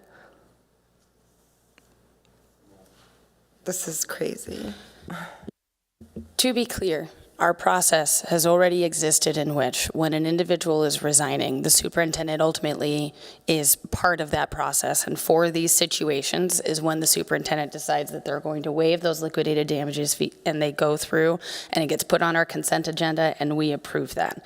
From my understanding, there's not a whole bunch of changes to that process in that we are still giving the authority for the superintendent based on the circumstances with each employee to decide if this is something we wish to pursue or not, in efforts to make some things probably smoother or easier and we can get on with our process. And yet it's still, even through this, with whether or not this passes, but let's pretend it does for a second, it still comes before us, and ultimately at the end of the day we are still approving that on the consent agenda in terms of we accept that resignation, do we not? You will still be accepting the resignation, correct? Correct. I understand that it's not the liquidated damages. I'm understanding that. Again, this policy would entrust that we have assigned our superintendents to make this decision in their professional circumstance and their professional opinion, given that they are aware of circumstances and information that none of us will ever be aware of, because there are privacy protections for our employees and those types of things. I just want to make sure that at the very least that when it gets expressed, that ultimately that is the process that we are going on. If this were to be there, to be clear, that kind of already is the process and we just approve it. This would essentially be removing a redundant step. It would essentially be removing our job as a board as checks and balances of when an employee is allowed to not have to pay their liquidated damages when they decide to break their contract. We, as I explained at the last board meeting, obviously I'm not going to name names. We have had an employee who did something wrong, was placed on leave pending investigation, reported to the State Board of Education, and the liquidated damages were waived.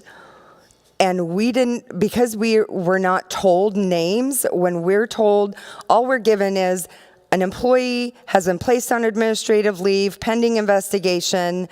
We're not given any names. So when their names show up on the liquidated damages, we can't put 1 and 2 together and go, okay, this is the same individual. And with this specific individual, it wasn't until after the fact that I found out that in fact, this was the person reported to the state board. These are situations that I fear that at the hands of a superintendent can be like, okay, we won't charge you, and the taxpayers in our district will end up paying the cost of you leaving, hiring a temp, the burden that it puts on other teachers to have to step in and help until a sub or a permanent replacement has been found. But how Ms. could Van any Hoeker- of this be looked at in a good way other than benefiting? I mean, the way I see this is like, Scott, I'm sorry, but you are a union rep representing.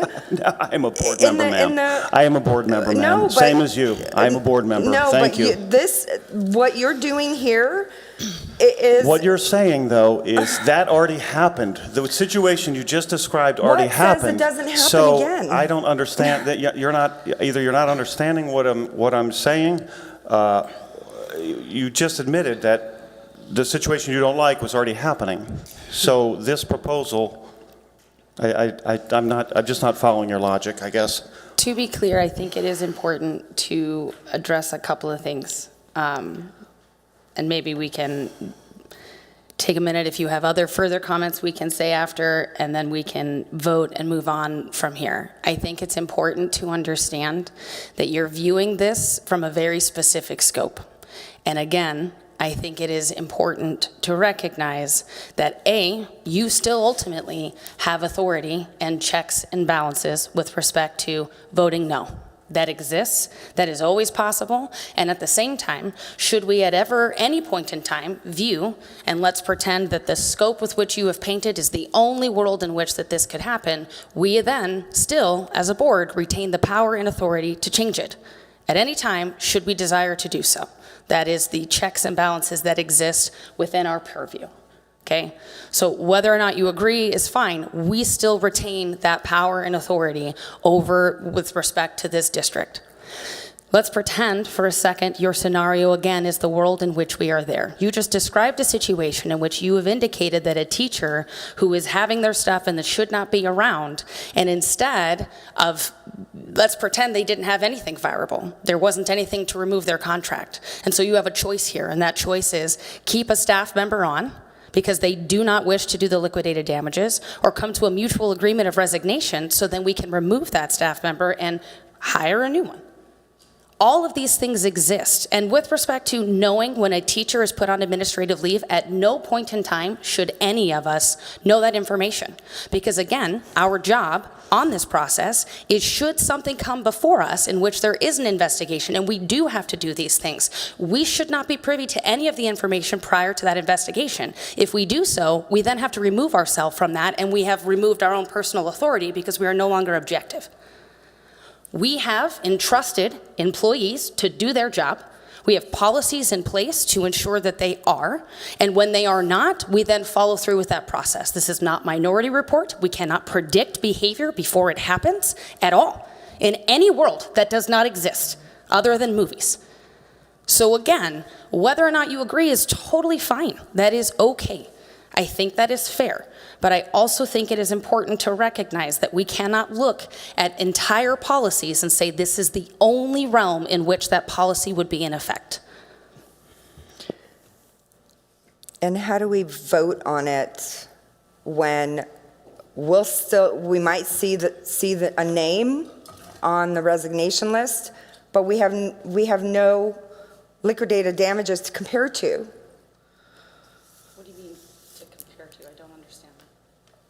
When we see a name on the liquidated damages form, we can compare that back to the resignation form and be able to see the reason why they're leaving. Can you help me, Ms. Van Hook? Please explain to me why that information is pertinent to you, other than you care to know. How does that impact our ability to do our job? Because knowing it's important who it was. for us to know the reason why somebody is leaving. Again, that is not part of our job. But it is not, absolutely. Ma'am. You might not care. It's not a lack of care. It is legal rights that employees have. It is absolutely. And guess what? Discipline records are open for public record.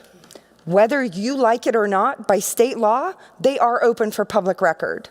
So then correct me if I'm wrong, Ms. Van Hook, you have access to that information regardless of this process, if that's true.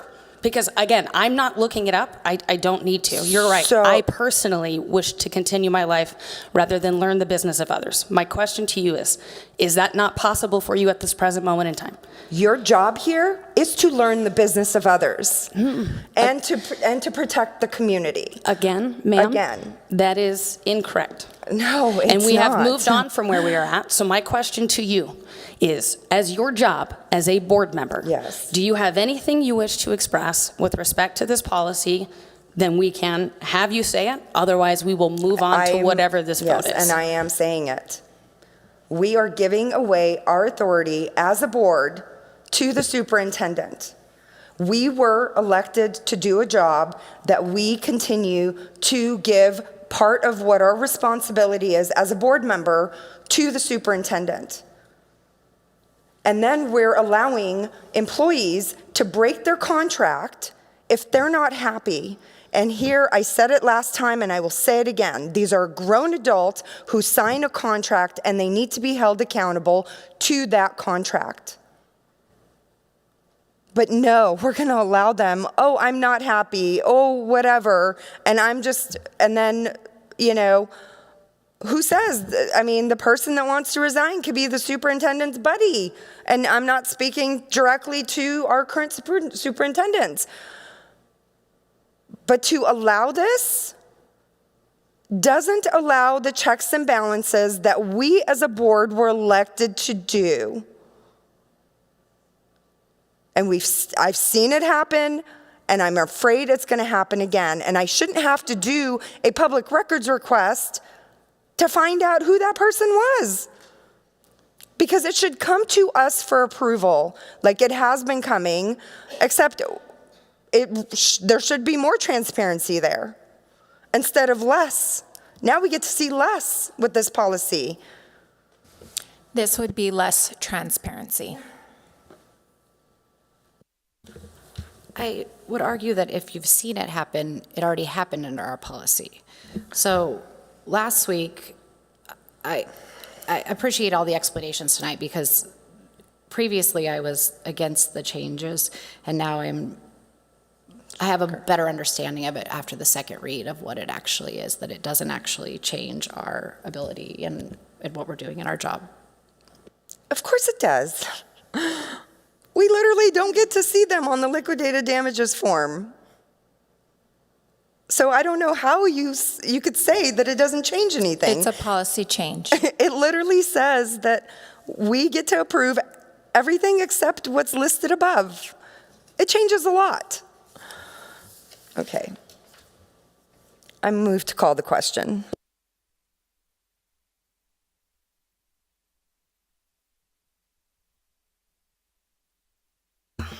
So we have a motion to call the question now, and it has been seconded by Ms. Jarman, just in case Ms. Zimmerman was unaware of that. All those in favor of voting on this policy?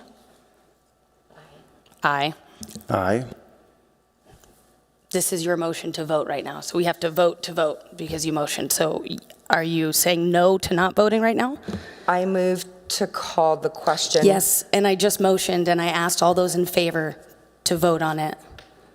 To vote on what we're being asked to vote on. I didn't motion to change anything.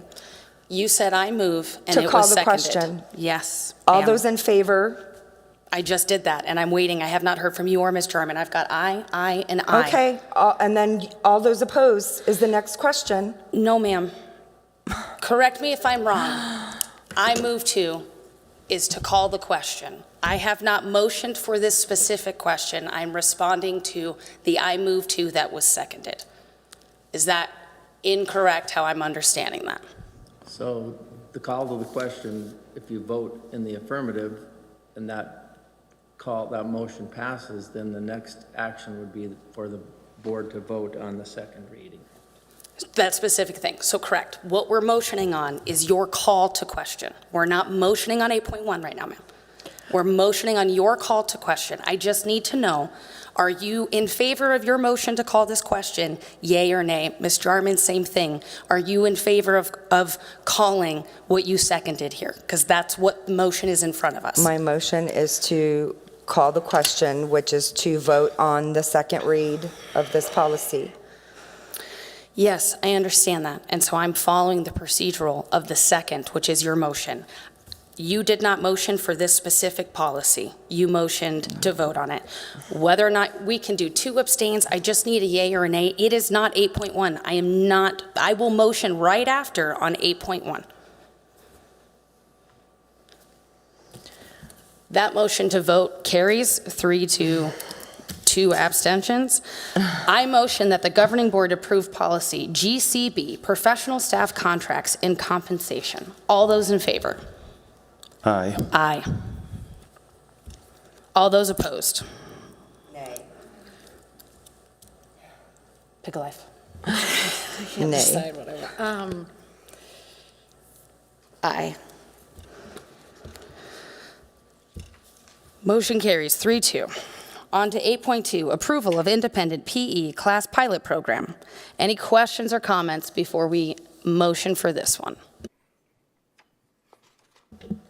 I'm excited about this one. That's my motion. I just want to thank the two ladies that brought this to our attention, and also the staff that looked into it and was willing to bring it forward for us to be able to vote on it. And that's a great way to be constructive as a community member. And that's for the two ladies that brought it. And without, I have no other comment. Ahead of the game. I motion that the governing board approve the pilot of independent PE class at the middle schools for the 2025-2026 school year. That would be Sarah Jarman, seconded. All those in favor? Aye. Aye. Motion carries 5-0. 8.3, ratify payroll and expense voucher 1108. Any questions or comments before I motion? I voted no on this travel to Laughlin at the last meeting, and I'm going to vote no on the vouchers as well.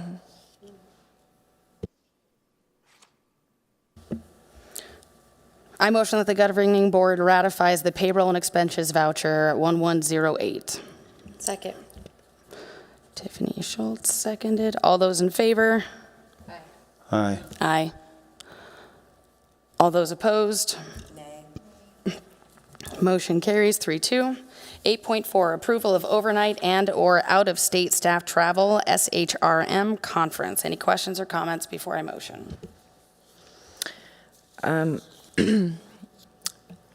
Once again, this conference, I believe, and I know that the district has an agreement that staff signs that they won't attend such sessions, but I just want to point out the statute, ARS 41-1494, passed in 2021, states that no public monies can be used for such training. And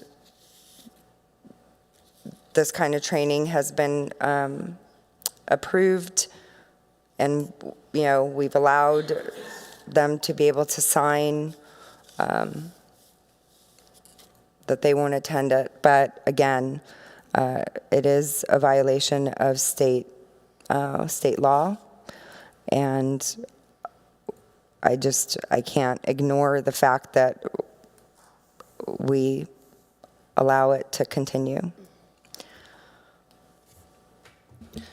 Ms. Johnson, you have something you'd like to say? Yes, I do. Thank you. So I am the individual attending this training, and I would like you to know that the sessions that I will be choosing, there is over 300 different sessions over the 4 days to choose from. My path, or the track that I will be looking at, there's 2 tracks: legal, leadership, and strategic planning. And those do not have any, what SHRM considers, they do not go DEI, they do go DI now. And I plan on looking at legal, strategic planning, and leadership. And I think that will be of value to the district and the HR department as well. Yeah, I mean, they can play all the word games they want. Ultimately, the state law specifically says, and now federally, which prohibits political subdivisions of this state from using public monies for training that presents any form of DEI. And so that is the law. And again, we can continue to say we're not going there, we're not going to attend this session, but the statute is clear that public monies, I mean, if somebody wants to use personal funding to attend any kind of training, that's fine, but it specifically states public monies can't be used. That's all. I would like to reiterate that diversity, equity, and inclusion is a literal cornerstone of public education. I literally, as a teacher, cannot do my job if I am not equitable to all of my students, if I'm not making efforts to include all of my students and recognizing that we have varied learners. It requires me to diversify how I present that information and what opportunity exists. So a lot of times there are trainings that might say some of these things that feel as if it is not necessarily in line with some of these laws or efforts that individuals have to limit some of that, and it's not necessarily the same applying to what we're talking about with respect to education. Go ahead, Ms. Schultz. I was just going to say, Ms. Johnson, thank you for the clarification. I appreciate that. I motion that the governing board approve the overnight and out-of-state travel request to the Society of Human Resource Management Conference and Expo 2025. Second. That would be Ms. Schultz. All those in favor? Aye. Aye. All those opposed? Nay. Motion carries 3-2. This brings us to future agenda items. Does anyone have any requests for future agenda items? Yes, I'm curious as to why we haven't seen the policy for proxy speakers yet. Well, we can't have a conversation, but I would like to see that come forward. Ms. Richards, can you, because you sent something out already, or it was in status or something? President Wade, we put something in status. Can we just put it again in this week's status? Does that work out? Perfect. All right, no other future agenda items before? All right. I motion to adjourn this meeting. That would be Ms. Van Hook. All those in favor? Aye. Aye. Motion carries 5-0.